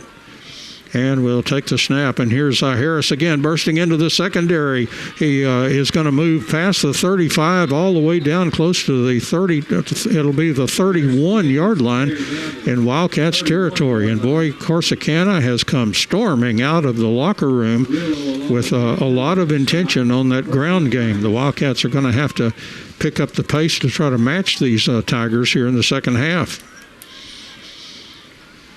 And they have single receivers out to the left, to the right for Solomon James. And he will take the snap, fakes, now fires an out pattern. The ball is caught, a broken tackle, a couple of them, and then down the sideline inside the 15. And they're going to mark it down around the 12. First down and 10 for Corsicana at the 12-yard line. Cameron Hargrave finally brought him down there. And Corsicana looks like a different team on offense. They really look like they got a talking to or something. Sure, and they're hurrying up to get back to the line of scrimmage. First down for them. They look like they listened at halftime. Solomon James again from the shotgun for Corsicana. We'll take the snap, and here's a handoff. Harris hitting right up the middle, and he's going to be down around the 5-yard line. No, they're going to move it out to about the 7. So that is a gain of... Looks like they're going to give him forward progress, maybe to the 5. Let's see where they spot it. Yeah, they certainly did. So that's just, it looks like they just need a couple of yards for the first down. They can still get a first down without putting it in the end zone. That's right. They've got a few yards down there, but they're down around that 5-yard line. And here's a fake and a pass toward the end zone. Looks like a touchdown. A flag flies. I want to see what that is, but it was a completed pass for a touchdown, unless a penalty will wipe it out. Here's a call. Pass interference against the defense. It's a defensive pass interference call. So Touchdown was good. Touchdown for Corsicana, and I did not get the receiver. That was Jabril Douglas again on the reception for the Corsicana Tigers, and they put 6 points on the board for the Corsicana Tigers, 13 for them, waiting for the extra point, 28 for the Wildcats. And this is Kona, I believe is his name, the kicker, or Kevin Kano on the extra point. The ball is down, the kick on the way, and he knuckles it through there for the extra point. 9:09 left in the third quarter. New score here at Gerald Prim Stadium. Wildcats of Sulphur Springs 28 and Corsicana 14. We'll take a break. Back in a moment. And welcome back to Gerald Prim Stadium, where the Wildcats are still up 28-14 over the Corsicana Tigers with 9:09 left in the third quarter as they come out to receive the J. Hodge Chevrolet kickoff from the Corsicana Tigers. Who have you got back there? Is it our normal guys back there to receive the kickoff, Don? It pretty much has been tonight. Caden Davis and also Mitchell on the far side, and Davis closest to us. And there's quite the conversation here at the on Corsicana before they kick it. And here's a kick. It's a short one, and it's caught by one of the up men there for the Wildcats, who did a good job of just catching and getting down on the ground. That was Deloney. Yeah, very strange. Running back, Douglas Deloney. That was a very strange onside kick is what they were hoping for there, to put it right over the front line. Not a big surprise because they were all gathered up around the ball as he kicked it. The philosophy on that is you think they'll just relax and let that ball kind of bounce around, and you do see that. And so, but a good play by Deloney to catch it and get out on the ground. And the Wildcats come out for the Hootens Hardware first down. Their ball is marked at the 41-yard line in Wildcats territory. Caden Wallace back in the shotgun will take the snap. It's going to be a running play to Davis, and he moves it up to the 44-yard line, gain of 3. It'll be a second down and 7 for the Wildcats. Great field position here for the Wildcats on that kind of strange onside kick there by the Corsicana Tigers. So didn't fool them. It is a different execution. You don't see that kind of thing often. And here's second down and 7. And once again, they'll go to Caden Davis, and he moves forward all the way to the 49-yard line. That's going to be 2 yards short of the first down. So a big third down and 2 for the Wildcats at their own 49. They certainly, the way Corsicana looked on offense, the Wildcats want to hang on to that ball for a while. Caden Davis having a good game. Looks like he's got 99 yards rushing so far. Yeah, 58 on one dial up there. Sure. That was a thing of beauty. The Wildcats with a couple of long runs tonight. Davis from the shotgun is going to pass on 3rd and 2 and fires a screen. It's caught. It's intercepted by Corsicana. Oh, my. And they move it down to the 35-yard line as they step in and intercept the screen, and a big guy got it. That was done by Cam McFadden, who is a defensive lineman who gets off the line and gets back into that screen, and the ball bounced around and he caught it. Tough break for the Wildcats as they were trying to make something happen there, and just threw that screen right into too much traffic, and somebody else snatched it up, and it was a Corsicana Tiger somebody. Yeah, and he returned it down to the 34-yard line. And, Corsicana getting some momentum here. Just like mistakes hurt Corsicana in the first quarter, the Wildcats making one right there. And here's James back to pass, and he sails the ball toward the end zone. It's incomplete. Again, a little bumping down there, but nothing called on that. He sailed that ball all the way out of the end zone, and it was not uncatchable, but it was probably not catchable in bounds, I don't think. So that'll be, let's see, they're talking at the line of scrimmage. We may have had a flag down, maybe a little offside or something. Let's see what we got. Here it comes. Personal foul against the offense. 15-yard penalty. Still first down. So a personal foul on Corsicana, something that I did not see. But again, I'm going to follow the ball, the flight of the ball. Sure. Yeah, I didn't see it either. It'll be a major penalty of a 15-yard variety all the way back to the 49-yard line in Wildcats territory. And so that's going to be a long way. It looks like at least 25 yards. First and 25. They get to play the down over, but now they've got to go 25 yards. So going to be tough for the Tigers. Well, they aired it out on that first one. They're probably going to see some of that the long game right here. And let's see, fake and now a throw. The ball is caught.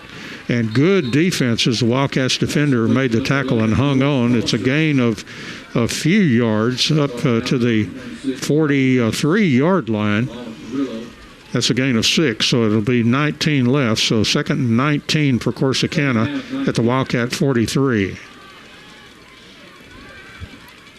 Yeah, as a defender, you grab that guy, you can grab that leg, you better hang on for dear life. He steps out of that and can be a big play. And James, once again, back in the shotgun. Timeout, Wildcats. Wildcats want to talk it over. 7:19 left in the third quarter. Wildcats 28, Corsicana 14. And we'll take the break right here and be back in a moment. And we're back at Gerald Prim Stadium where the Wildcats are 28 and the Corsicana Tigers 14. Corsicana has the ball right now with 7:19 left in the third quarter. And they got pushed back kind of far on that penalty, didn't get much back on that first down. And so they're going to try to make something happen here on second down, I guess, Don. Yeah, second and 19. With 7:19 left that Chad mentioned, 28-14 Wildcats are leading here in this spot in the third quarter.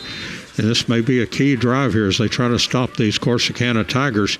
Back to James. James back in the pocket, getting the big rush, and he fires it down the field, and he kind of underthrew his receiver who tried to come back for the ball, but couldn't. Yeah. That was Foster. And both the receiver and the defender fell down trying to get back to that. But yeah, that was just underthrown, and James could feel the pressure and just really cut loose maybe a little sooner than he wanted to, and that caused the ball to come up short there. So it's 3rd and 19, and a big play for the Wildcats here.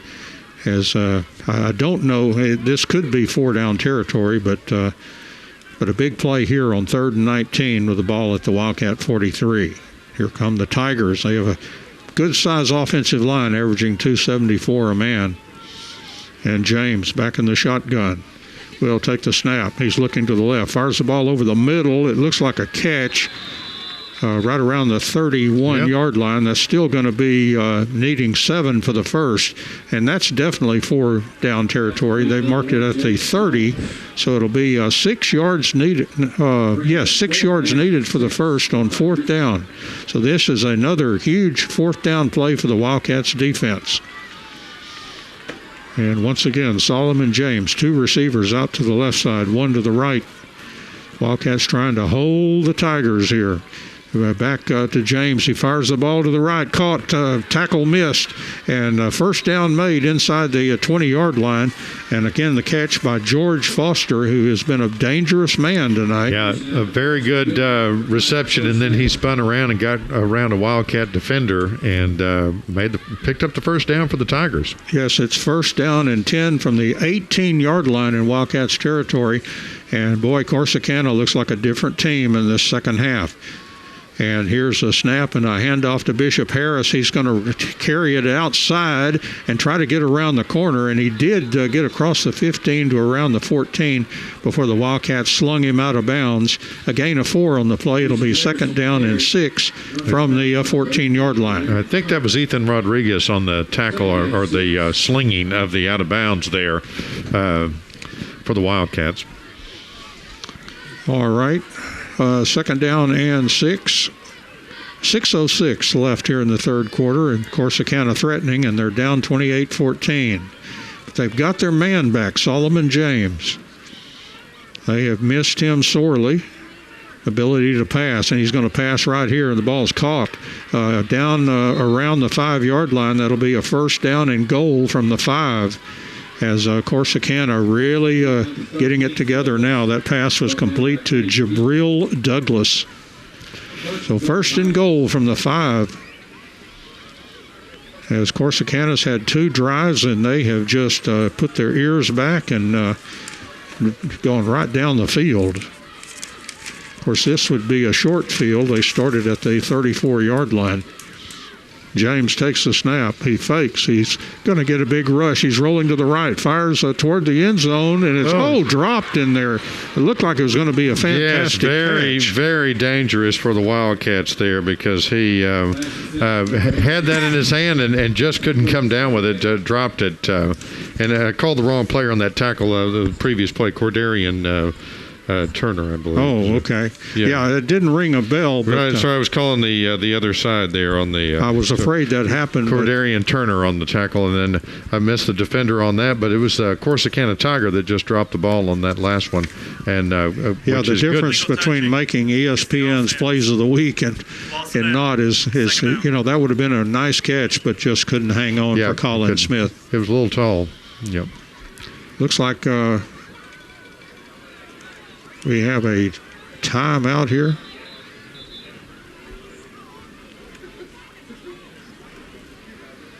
It did not. They're talking about it. I don't know if it's a penalty or there's going to be a little discussion with the striped uniforms out there in the middle of the field. Here comes a call. Yeah. Penalty enforcement is 5 yards with the loss of down. 2nd down. Okay, well, there's a penalty enforcement there against the Corsicana Tigers, loss of down and 5-yard penalty. Pushed them back to the 10-yard line, so it'll be 2nd down and goal now, but at the 10-yard line. 5:36 left here in the 3rd quarter. Wildcats 28 and Corsicana 14. And once again, Solomon James from the shotgun. It's receivers left and right. He moves their B back to the left and will run Bishop Harris right up the middle. He's going to get right down around the 5-yard line. So it's going to be a 3rd down and goal from the 5. It seemed like we were just here. Harris gets the carry up the middle, brought down by number 52, Stephen Ginnitis. 3rd down, goal. Stephen Ginnitis getting credit from. Oh yeah, he was right there from our PA announcer, all over Kevin Woolley. All over the Corsicana Tiger there, brought him down. Ginnitis was a center on the offense last year, and they moved him to the defensive side. He has a very defensive player personality, whatever that means. And looks like it's going to be timeout or. Well, yeah. Once again, a big discussion. There's an official that's. Well, there was 6 seconds left on the play clock, and time has stopped now. Maybe Corsicana did not want a penalty. Maybe we'll get an explanation. They're talking with a man in the white hat. Oh, there's a flag on the field.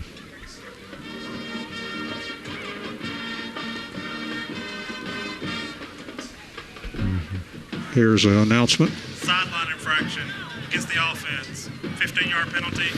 3rd down. Oh goodness, my, a sideline infraction. I think the coaches or some of the players were way too far down the field there and out on the field maybe. Years ago, the Wildcats had a coach that we all affectionately call the get back coach. You're right. They were always telling him to get back. And he would walk along the sideline saying, "Get back, get back, get back."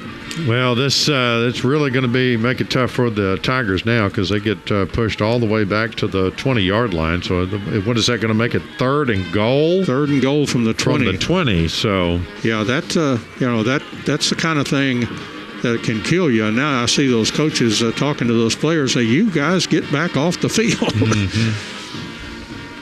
Yeah, the old get back coach. I mean to tell you, that was people think that's funny, but it's this is a big situation to lose 10 yards down around the goal line. Right, and this could turn into where they could have scored, or it's going to be a very tough field goal for them if they have to kick a field goal because it's starting to get on a little extra length here. A big play here, and the Tigers have made some big plays here in the 3rd quarter, so we'll see what happens. I know the Wildcats will do their best to try to slam the door. 2 receivers out to the right. Single receiver left for Solomon James. Back in the shotgun on 3rd and goal from the 20. And now James calls timeout. Saw something he didn't like. 4:38 left in the 3rd quarter. Wildcats 28 and Corsicana 14. We'll take the break with them. Back in a moment. And we're back at Gerald Prim Stadium where the Corsicana Tigers have taken a time out to talk about it on the side of the field there with their coach. I guess they just saw something they didn't like there. I didn't catch the play clock on that last play when they were getting lined up.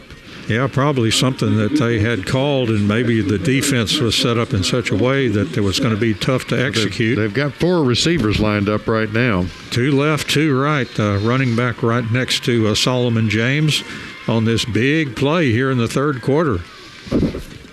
And James back in the shotgun, takes the snap, back to pass, getting a rush, will fire the ball up the middle. It is going to be caught, looks like inside down. No, incomplete. The ball was dropped.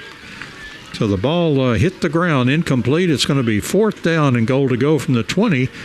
And let's see how they decide to play here, whether they go, as Chad mentioned, the field goal, but it looks like they certainly want to go for it here.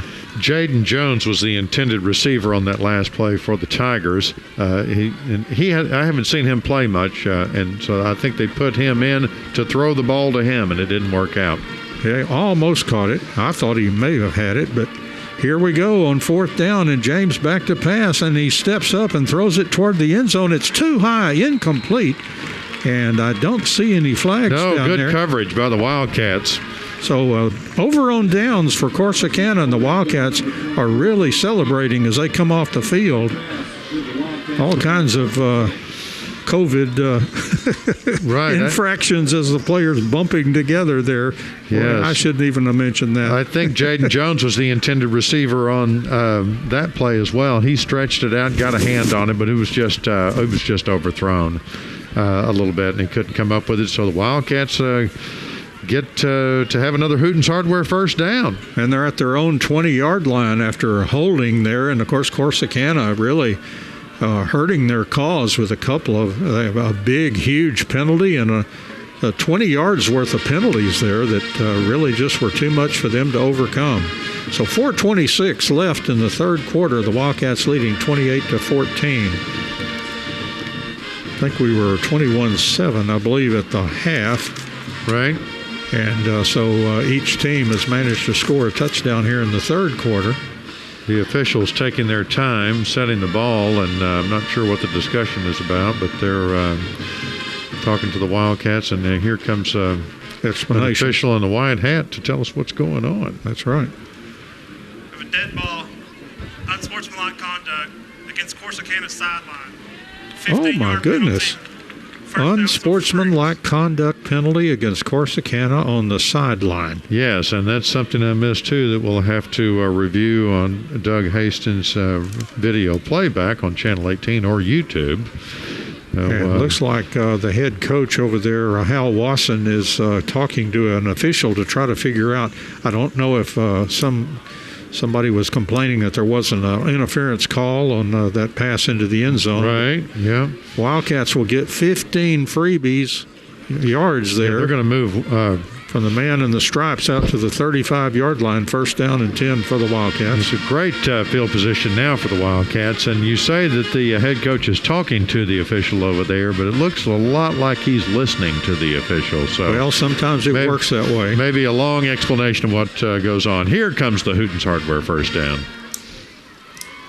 And Caden Wallace back in the shotgun has two receivers out to the left. It's kind of a left-leaning formation here, and it's going to be a running play around the left side.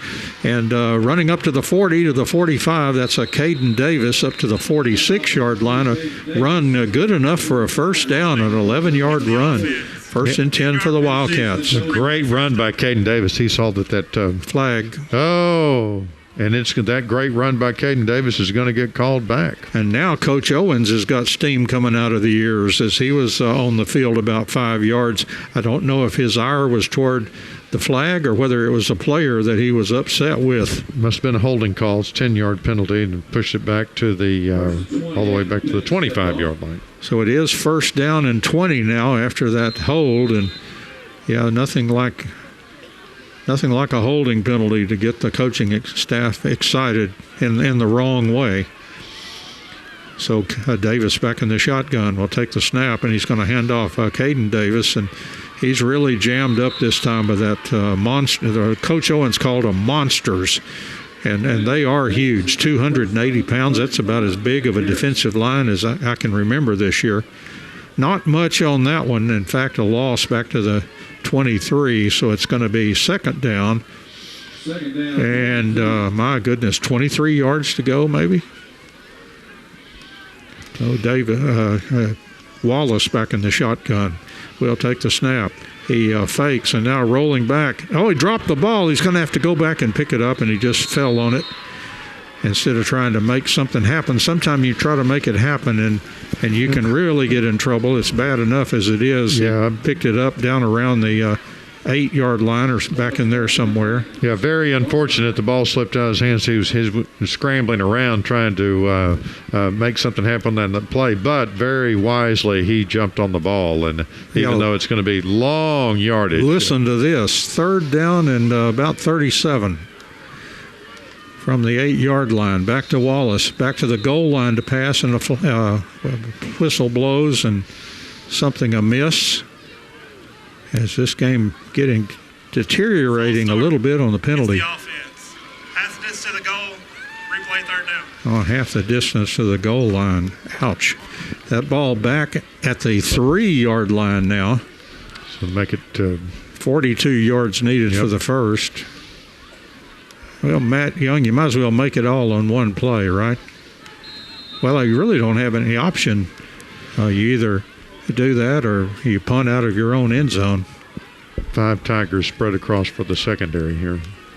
And Wallace is in his own end zone there to take this snap. We'll take the snap, and it's going to be a running play. Caden Davis running up the middle, but boy, he needed a lot of real estate. Got up to the 18, and a flag flies right at the end. Let's see what happened at the end of that play. Official came running up, and the flag flew out. Boy, we've just turned into a flag fest here in this third quarter. We had said just in the last game that there was a lot fewer penalties, but making up for it tonight. Yep. In this quarter alone, it hadn't been terrible until. Dead ball. Unsportsmanlike conduct against Corsicana. Oh my! Another 33's first unsportsmanlike really bad penalty. dead ball personal foul. yeah. So after all of that, we come back almost to the original line of scrimmage where we started. Yeah, it's going to. Well, it's still. I think it's still fourth down, though. I would think so. Yes. The Wildcats appear to be going for it here on this fourth down play, and here's a pass, and it's caught, and going to be. He's made it. He made the first down. C.J. Williams, I believe, was the receiver, and it's down at the 46 in Wildcats territory. What a recovery! Of course, aided greatly by a Corsicana penalty. A very bold move by the Wildcats when it was 4th and 11. They went for it and made it, and it's a Hooten's Hardware first down. I guess if you go for it quick enough, you don't get people to worry about it. They don't have time to worry. Wallace back in the shotgun, 2 out to the right, 1 to the left for the Wildcats, and he will hand off to Caden Davis. And Davis, and the flag flies again. My goodness. Just falling from the sky here after a gain of about 1. It's the offense. 10-yard penalty. A holding. First down. So now it's penalty on going to the be first and Wildcats, 20 minus again. 10, yeah. So that mark off will, once again, against the Wildcats, and just, it's almost like a penalty on every play, one team or the other. These two teams have struggled this season, and sometimes those penalties can be a part of it. So second down and 20, the ball back at the 36-yard line in Wildcats territory. 2 minutes left in the quarter. Yeah, 204, and we haven't said lately, but that the Wildcats lead 28-14. Back to Caden Wallace, and here's running back, and a helmet flies off. And another flag. Corsicana players, and another flag. My goodness. That was Caden Davis again on the run. 52. The officials talking it over. Well, these guys are going to have the liniment tonight from throwing all those flags. Going to have a sore arm. Kind of pointed in the Wildcats' direction, it looks like. Yeah, it's going to be... No foul on the play. No foul, okay. Well, there you go. After the discussion, they decided that nothing happened. Decided to pick that one up, and so the line of scrimmage is the 34. Still a ton of yardage needed to get a first down. 36 yards. I'll depend on Jim Moore on that and his calculation. My brain hurts to try to figure out all that yardage. And here's Caden Wallace from the shotgun. Will hand off another running play, a short gain on the play up to around the 34-yard line. And so it's going to be third down, and still a ton of yardage. I would say, good grief, maybe 22 yards for a first down. Looks like it, yeah. Looking to the sideline for the perfect 3rd and 22 play. And, of course, you've got those 4 guys back there in the secondary are licking their chops, just waiting for that ball to be thrown. Sure. You got Cable Glenn in there as a receiver, Matt Mitchell. They're in tandem to the left side. Is that Williams? Yep, C.J. Williams. Back to Wallace, and wait a minute. No, we can't run a play here. We've got to have a flag. Play clock was down to 0. Oh, they called timeout. Okay. Oh, good. The play clock. Timeout. 54 seconds left here in the third quarter. Wildcats 28, Corsicana 14. We'll take a break. Back in a moment. And we're back at Gerald Prim Stadium where there's only 54 seconds left in the third quarter, where the Wildcats were 28 and the Corsicana Tigers 14. It's been kind of a wild few minutes of the third quarter's been kind of wild, actually. Don, what would you think? There's just way too many penalties. Yeah, a penalty on every play just about, and it's really this has turned into an ugly situation in third quarter here with so many penalties. It's just kind of turn one direction and head 10 yards and then go 15 yards back the other way or something on every other play, seemed like. But a big 3rd and 22 now for the Wildcats. There are 54 seconds left still in the third quarter. Wildcats up 28-14. Wallace will take the snap. It's going to be a running play to the left. And this, again, Caden Davis hitting up in there as hard as he can run, but won't even get back. Now a flag comes rolling in there from way down the field. Official seeing something at the end of that play. The Wildcats still 12 yards short of, I would imagine Corsicana may just decline this and just see, just for something different, so the Wildcats can punt the ball away or something. Let's see what we got. I don't know if there's a block in the back or... They're trotting over to talk to Coach Wasson. Two of them, two officials.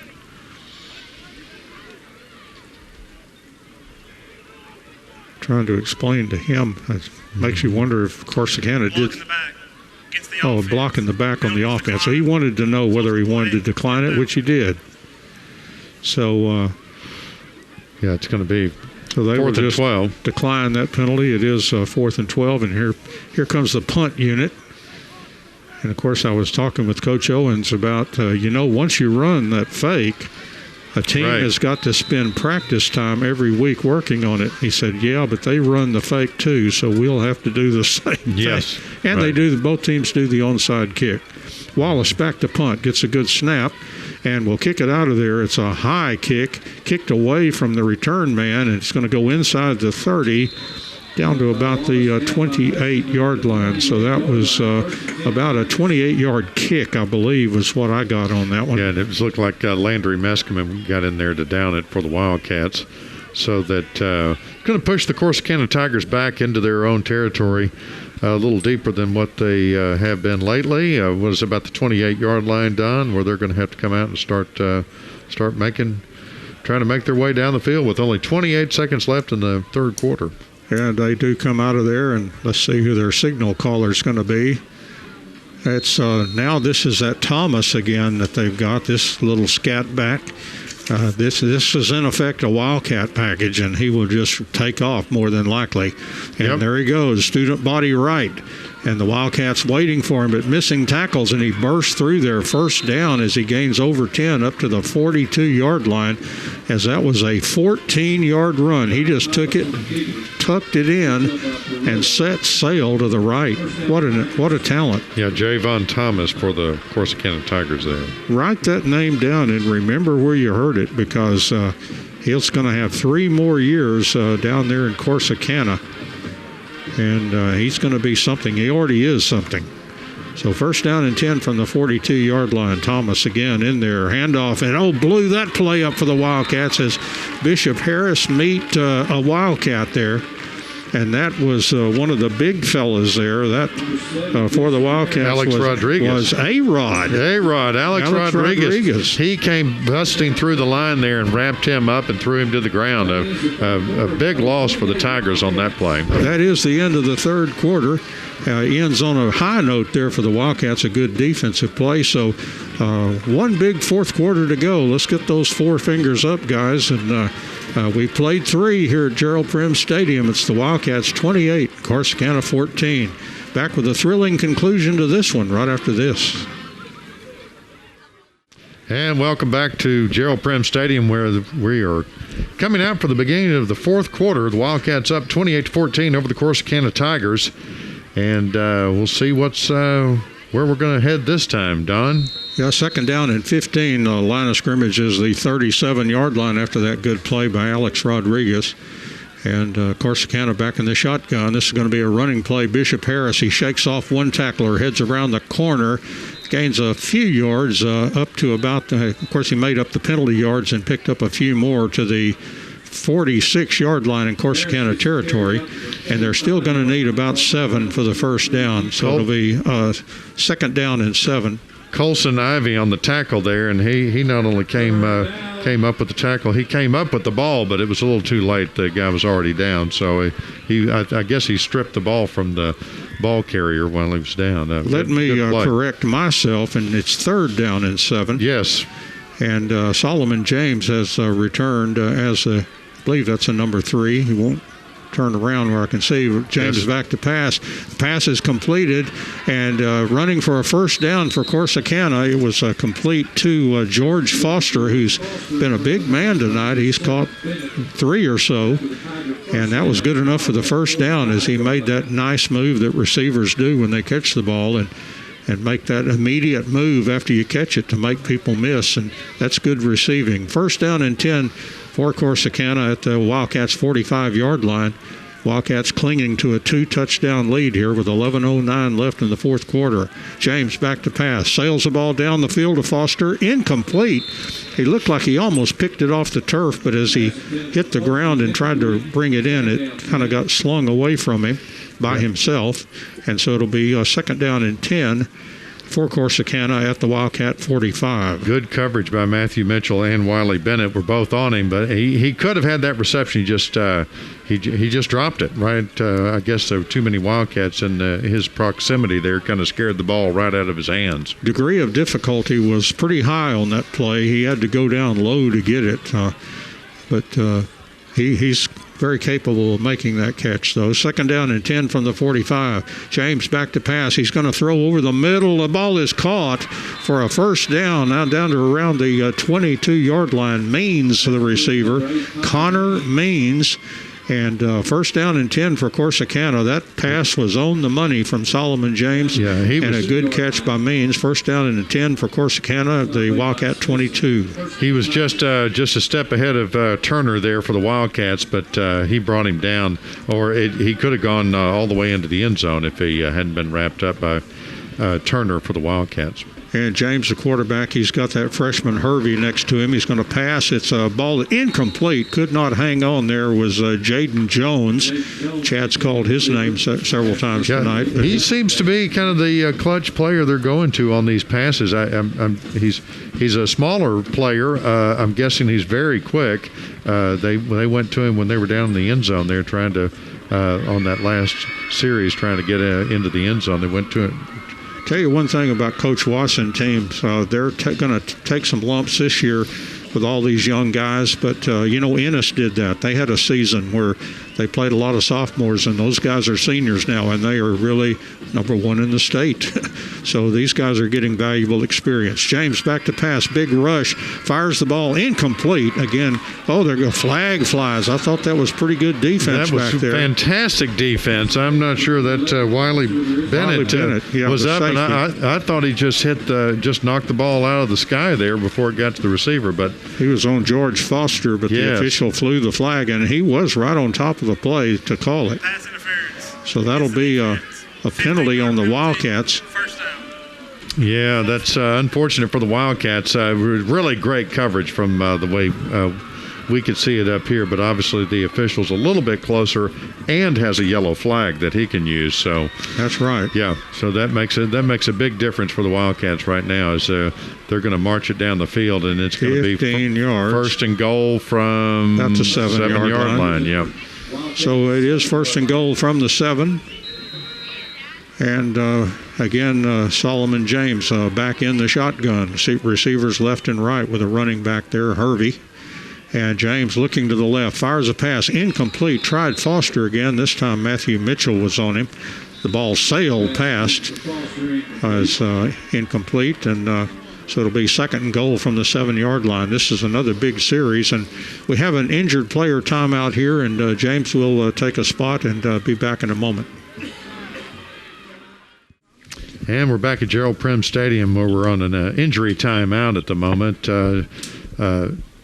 Don, I didn't see how that injury occurred, but the Wildcat is still down, and there's no telling the chaos in the middle of that line on any play. And Coach Owens is coming onto the field to check it out. Coaches are coming out, and so all the players are down on one knee, of course, on the sideline and on the field.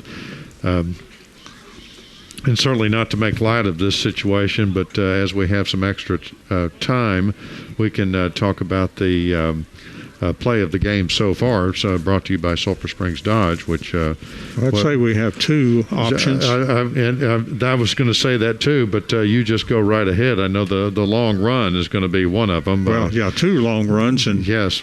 I was trying to think back. Well, the defense recovering a fumble, but I kind of liked. Well, I don't know. I loved them both. So I'd say, gosh. We're going to have. We can just. Can you have offensive plays of the game? Absolutely. So long run by Caden Davis, long run by Caden Wallace. Right. The Cadens have it. Right. They sure even do. if you spell it different. Yeah. And unfortunately, it looks like they're going to bring the stretcher out for the Wildcat player, and so probably need to take a break, and we'll be back in just a moment. 10:35 left in the ball game, and they've moved the stretcher out on the field, and loaded up the player to go ahead and have him attended to back either in the locker room or another facility. You know, Chris's Mother Frances Hospital here in Sulphur Springs supplies a doctor on the sideline, which we interviewed during halftime one of the games, that sports medicine doctor that wonder if that's that fellow in purple. That's kind of their color. I believe it is. And so the players moving off the field as the applause for that young man. The fans are applauding, and the team is now standing, and we'll try to get the game back underway. But Christus Mother Frances Hospital does a fantastic job of looking out for our players, not only before and during the game, but after the game as well, as they have that sports clinic. But the game resumes, and here comes the Tigers. Second down and 7, or second and goal to go from the 7. Solomon James, quarterback for Corsicana, will take the snap, and he fires the ball toward the end zone. He threw behind, and the ball was not caught. Kind of behind the receiver. And right. Good coverage by the Wildcats. No flag on that play. So it's going to be third and goal from the 7. This is another one of those huge plays. There have been several of those that have gone one way or the other in this ball game, and sometimes you only get so many opportunities, and if you squander one of them, that's it. That's one less opportunity that you have. So these are big plays, and this is a big one. Third down and goal from the 7-yard line. Wildcats defense trying to make a play here. Solomon James, a good quarterback for Corsicana. It's a running play, and he'll run. He tackled. His helmet comes flying off. He's knocked down at the 2-yard line. I thought he was going to get into that end zone. Some really tough tackling going on. Yes. Ryan Carrillo, very intense on the play. He was just one of them. Had 3 or 4 Wildcats. So big play here. 4th down and goal to go from the 2. So this is huge. The player with his helmet knocked off, of course, is going to be out for one play of the game. There's Bishop Harris. Yep. And James looking into the sideline with Coach Wasson. Enjoyed visiting with Coach Wasson this week. He certainly had his burdens as we talk. And we have a timeout here with 9:48 left here in the 4th quarter. Wildcats 28, Corsicana 14. Let's take a break. Back in a moment. And we're back at Gerald Prim Stadium, 9:48 left in the ball game, 28-14. The Wildcats over the Corsicana Tigers, and it's crunch time for the Corsicana Tigers as they're right down on the goal line. Really need to make something happen, but it's 4th down, Don. It certainly is. 4th down and 2. An interesting play here. This is, the make it or break it kind of play. And if somebody on that Wildcats defense could step up with a big play, that's what the coaching staff looking for right here. Great stop on 3rd down by the Wildcats. Corsicana trying to convert here. So Solomon James back in the shotgun looking to pass. He fires the ball. Touchdown as he hit Foster on just an out pattern, and touchdown Corsicana. They were just so close there, just almost a screen pass, really, and they got into the end zone. So that brings the score to 20 for the Corsicana Tigers with the extra point yet to come. 28 for the Wildcats. 9:44 left in the ball game. Kevin Cano, he is a sophomore kicker. A stocky young man and trying to tack on the extra point. It's a little bit low on the snap, but a good job of the holder, and the kick by Cano is good. 9:44 left here in the fourth quarter. It is the Wildcats 28 and Corsicana 21. And we'll be back with more right after this. And we're back at Gerald Prim Stadium where during the break there, 9:44 left in the ball game, but they were talking about a penalty there, a dead ball foul. I think it was unsportsmanlike conduct, maybe against the Wildcats there. That's the way I read it. On the extra point that Corsicana made, and the score is 21 for Corsicana, 28 for the Wildcats, and so... that's going to set up an interesting situation because now, the way I see it, they're going to be kicking off from our side of the 50-yard line, and that makes it juicy to really try the onside kick. Absolutely. Starting at they're kicking off from the 45-yard line. And it looks like that that scenario is being explained to them by the coaching staff of the Wildcats. So, if you ever wanted to try an onside kick and wanted a better opportunity, this is going to be it. And they tried that really strange onside kick, which was almost like a little pop fly. They've tried to put it over the... The Wildcats have been working on this, so let's see how ready they are, and let's see if that's indeed... it doesn't... Unless you just want to kick it all the way through the end zone and bring somebody out to the 25. Here comes an interesting J. Hyde Chevrolet kickoff by the Corsicana Tigers. And Cano is the man again, and it is the onside kick. A good play by the Wildcats, a good catch, and then get down on the ground there after the catch. Yeah, that was Robbie Hanks. That was Robbie Hanks. They drove it right up the middle, and it bounced and went into his hands. He laid down on it. He was ready for it. And average field position for the Wildcats to start off this drive. I can just hear the coaching staff when they're working on that onside kick, and some coach yell, just catch it and get down on the ground, and that's exactly what Robbie did. First down and 10 for the Wildcats. They're at their own 33. 9:42 left here in the fourth quarter. The Wildcats clinging to a 28-21 lead, and Wallace takes the snap. His pass is caught at the 38-yard line, and that is Cable Glenn. He's up to the 39, and that's going to be 4 yards short of the first down. It'll be 2nd and 4 for the Wildcats. He was taken down by Javon Thomas for the Corsicana Tigers. Are you kidding me? He plays defense too? I wouldn't kid with you on something like that, Don. This man is all over the field. He thinks he's Matthew Mitchell or something. Right, and you said he was a younger man too. Is that correct? He's sophomore. Yep. So we're going to see him next year, I bet. Or did I say freshman? No, he's a sophomore. And back to Wallace again on 2nd and 4. Here's Caden Davis, and Davis is going to be wrapped up. That's going to be no gain on the play. In fact, I think a loss of 1. It looks like it. Back to the 38-yard line. So now the Wildcats need about 5 yards for the first. So a key first down here. There's still 8:44, and the clock is ticking. But the Wildcats need to hang on to the rock for a while here. Yep. Big third down play for the Wildcats. 2 receivers out to the right, 1 to the left, and Wallace fakes.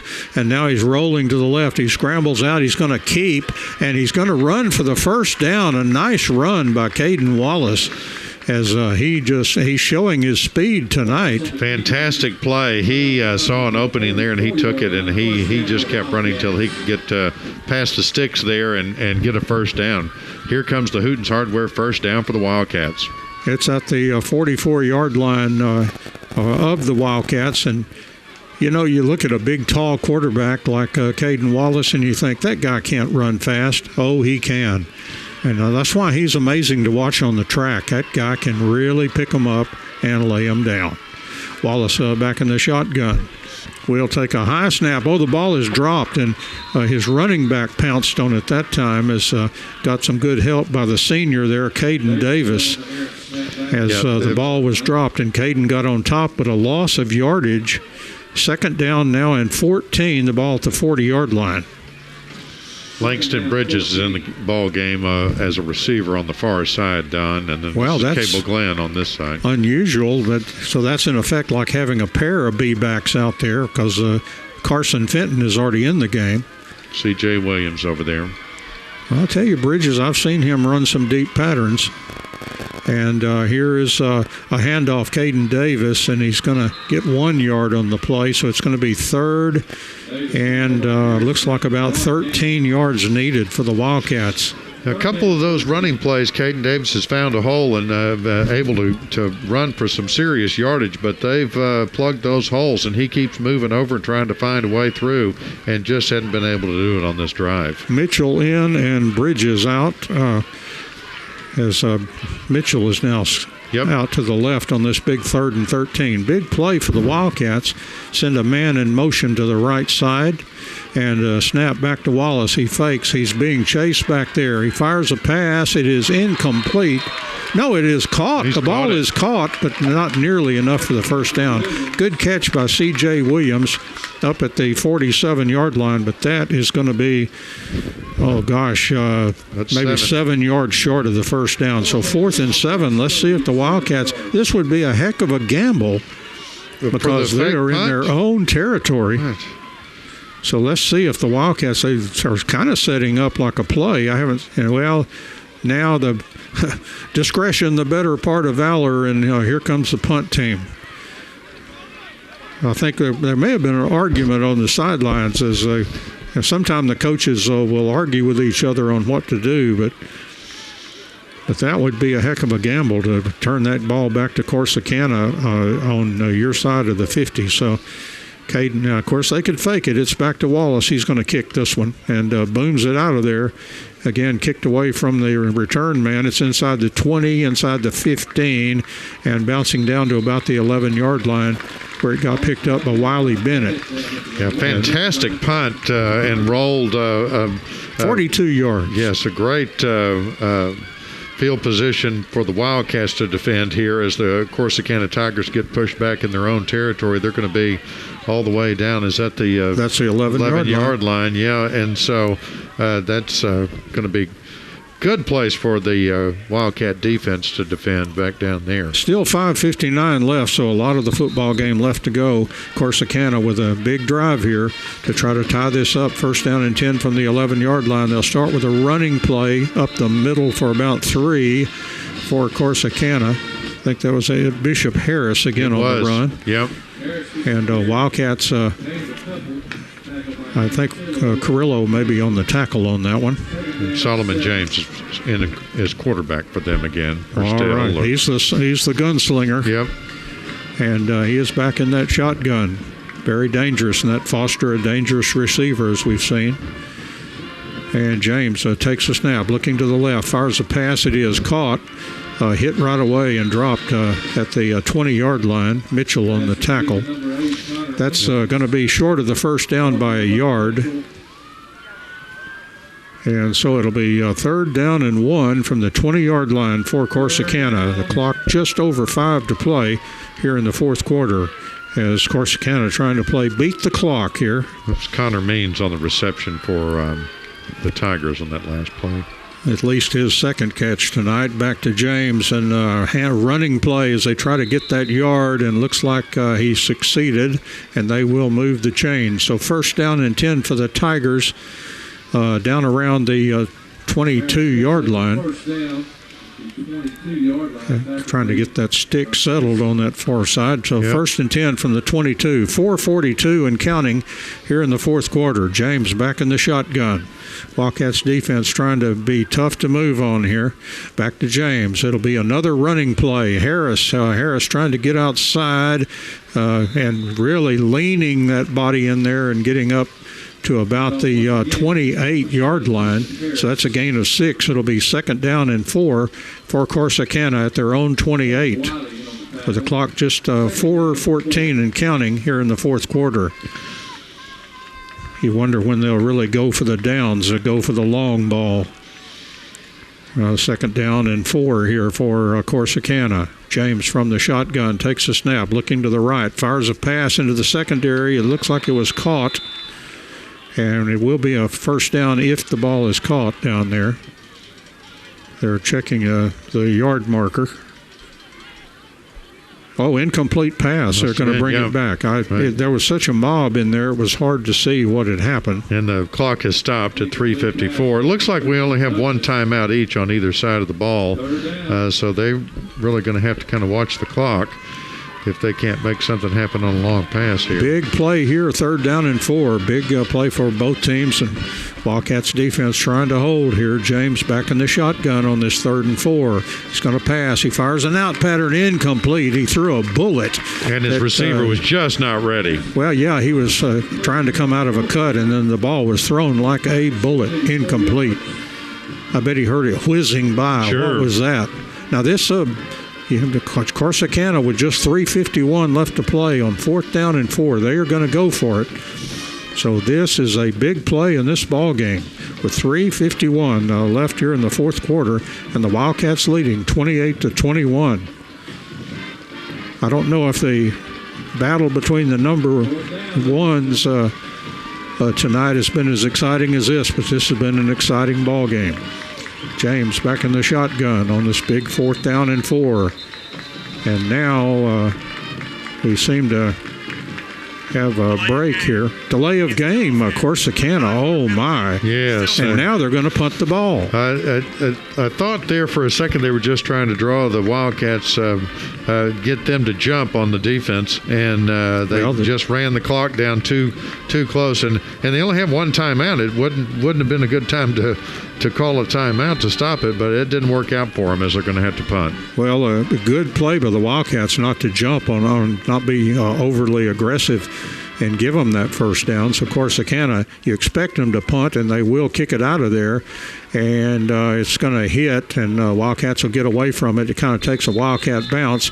It only gets up to around the 45-yard line in Corsicana territory, so a short punt of about 23 yards, and the Wildcats start from the Corsicana 45, 3:43 left here in the 4th quarter. The Wildcats leading 28-21, so they've got to burn some clock. Yeah, looks like they're coming out. Here comes the Hooten's Hardware first down for the Wildcats. So Caden Wallace looking over, and of course he's got his partner back there, Caden Davis, a pair of seniors there. And Wallace back in the shotgun, 2 receivers left and right. And now we'll send Fenton to the right side, the B-back. And here's a running play for Caden Davis, and he hits a forward to about the 43-yard line, gain of 2. It'll be 2nd down and 8. One of the Corsicana guys kind of dinged up a little bit, but he's shaking it off. He's going to make sure he stays out. That was Henry Smith, the linebacker. And the clock ticking down, 3:20 left. Corsicana has one opportunity to stop it, but they're just going to bide their time, I guess. Yeah, you got to pick your spots when you want to do that. 2nd down and 8, that's probably why the Wildcats did a running play, because they've got that clock just over 3 to play. Fenton now moves from the right side to the left, and here's a Davis running play. He hits right up in there to about the 41-yard line, just kind of 3 yards in a cloud of dust, except it's on artificial turf, and that doesn't happen. But 6 yards needed for the first now on 3rd and 6. And the clock down to 2:42. You wonder if they will try the running play. That's going to eat up more time, but the pass would be maybe less expected, and but I don't know. You pays your money and you take your chances. And Corsicana looks like they jumped. I haven't seen a flag. Wallace is going to throw deep. A man down there. Boy, a lot of fighting and rooster fighting going on down there. Incomplete. Caden Wallace took advantage of the free play again as the Corsicana Tigers jumped off sides, and that's exactly the call from the officials, offside. That'll cost Corsicana 5 big yards, and this turns into a very interesting play now. It'll be 3rd down and 1 from the 36-yard line. That changes the complexion of everything. Now you're in obviously 2-down territory, so 2 shots at it, and the clock down to 2:28. Caden Wallace from the shotgun, trip receivers out to the left side.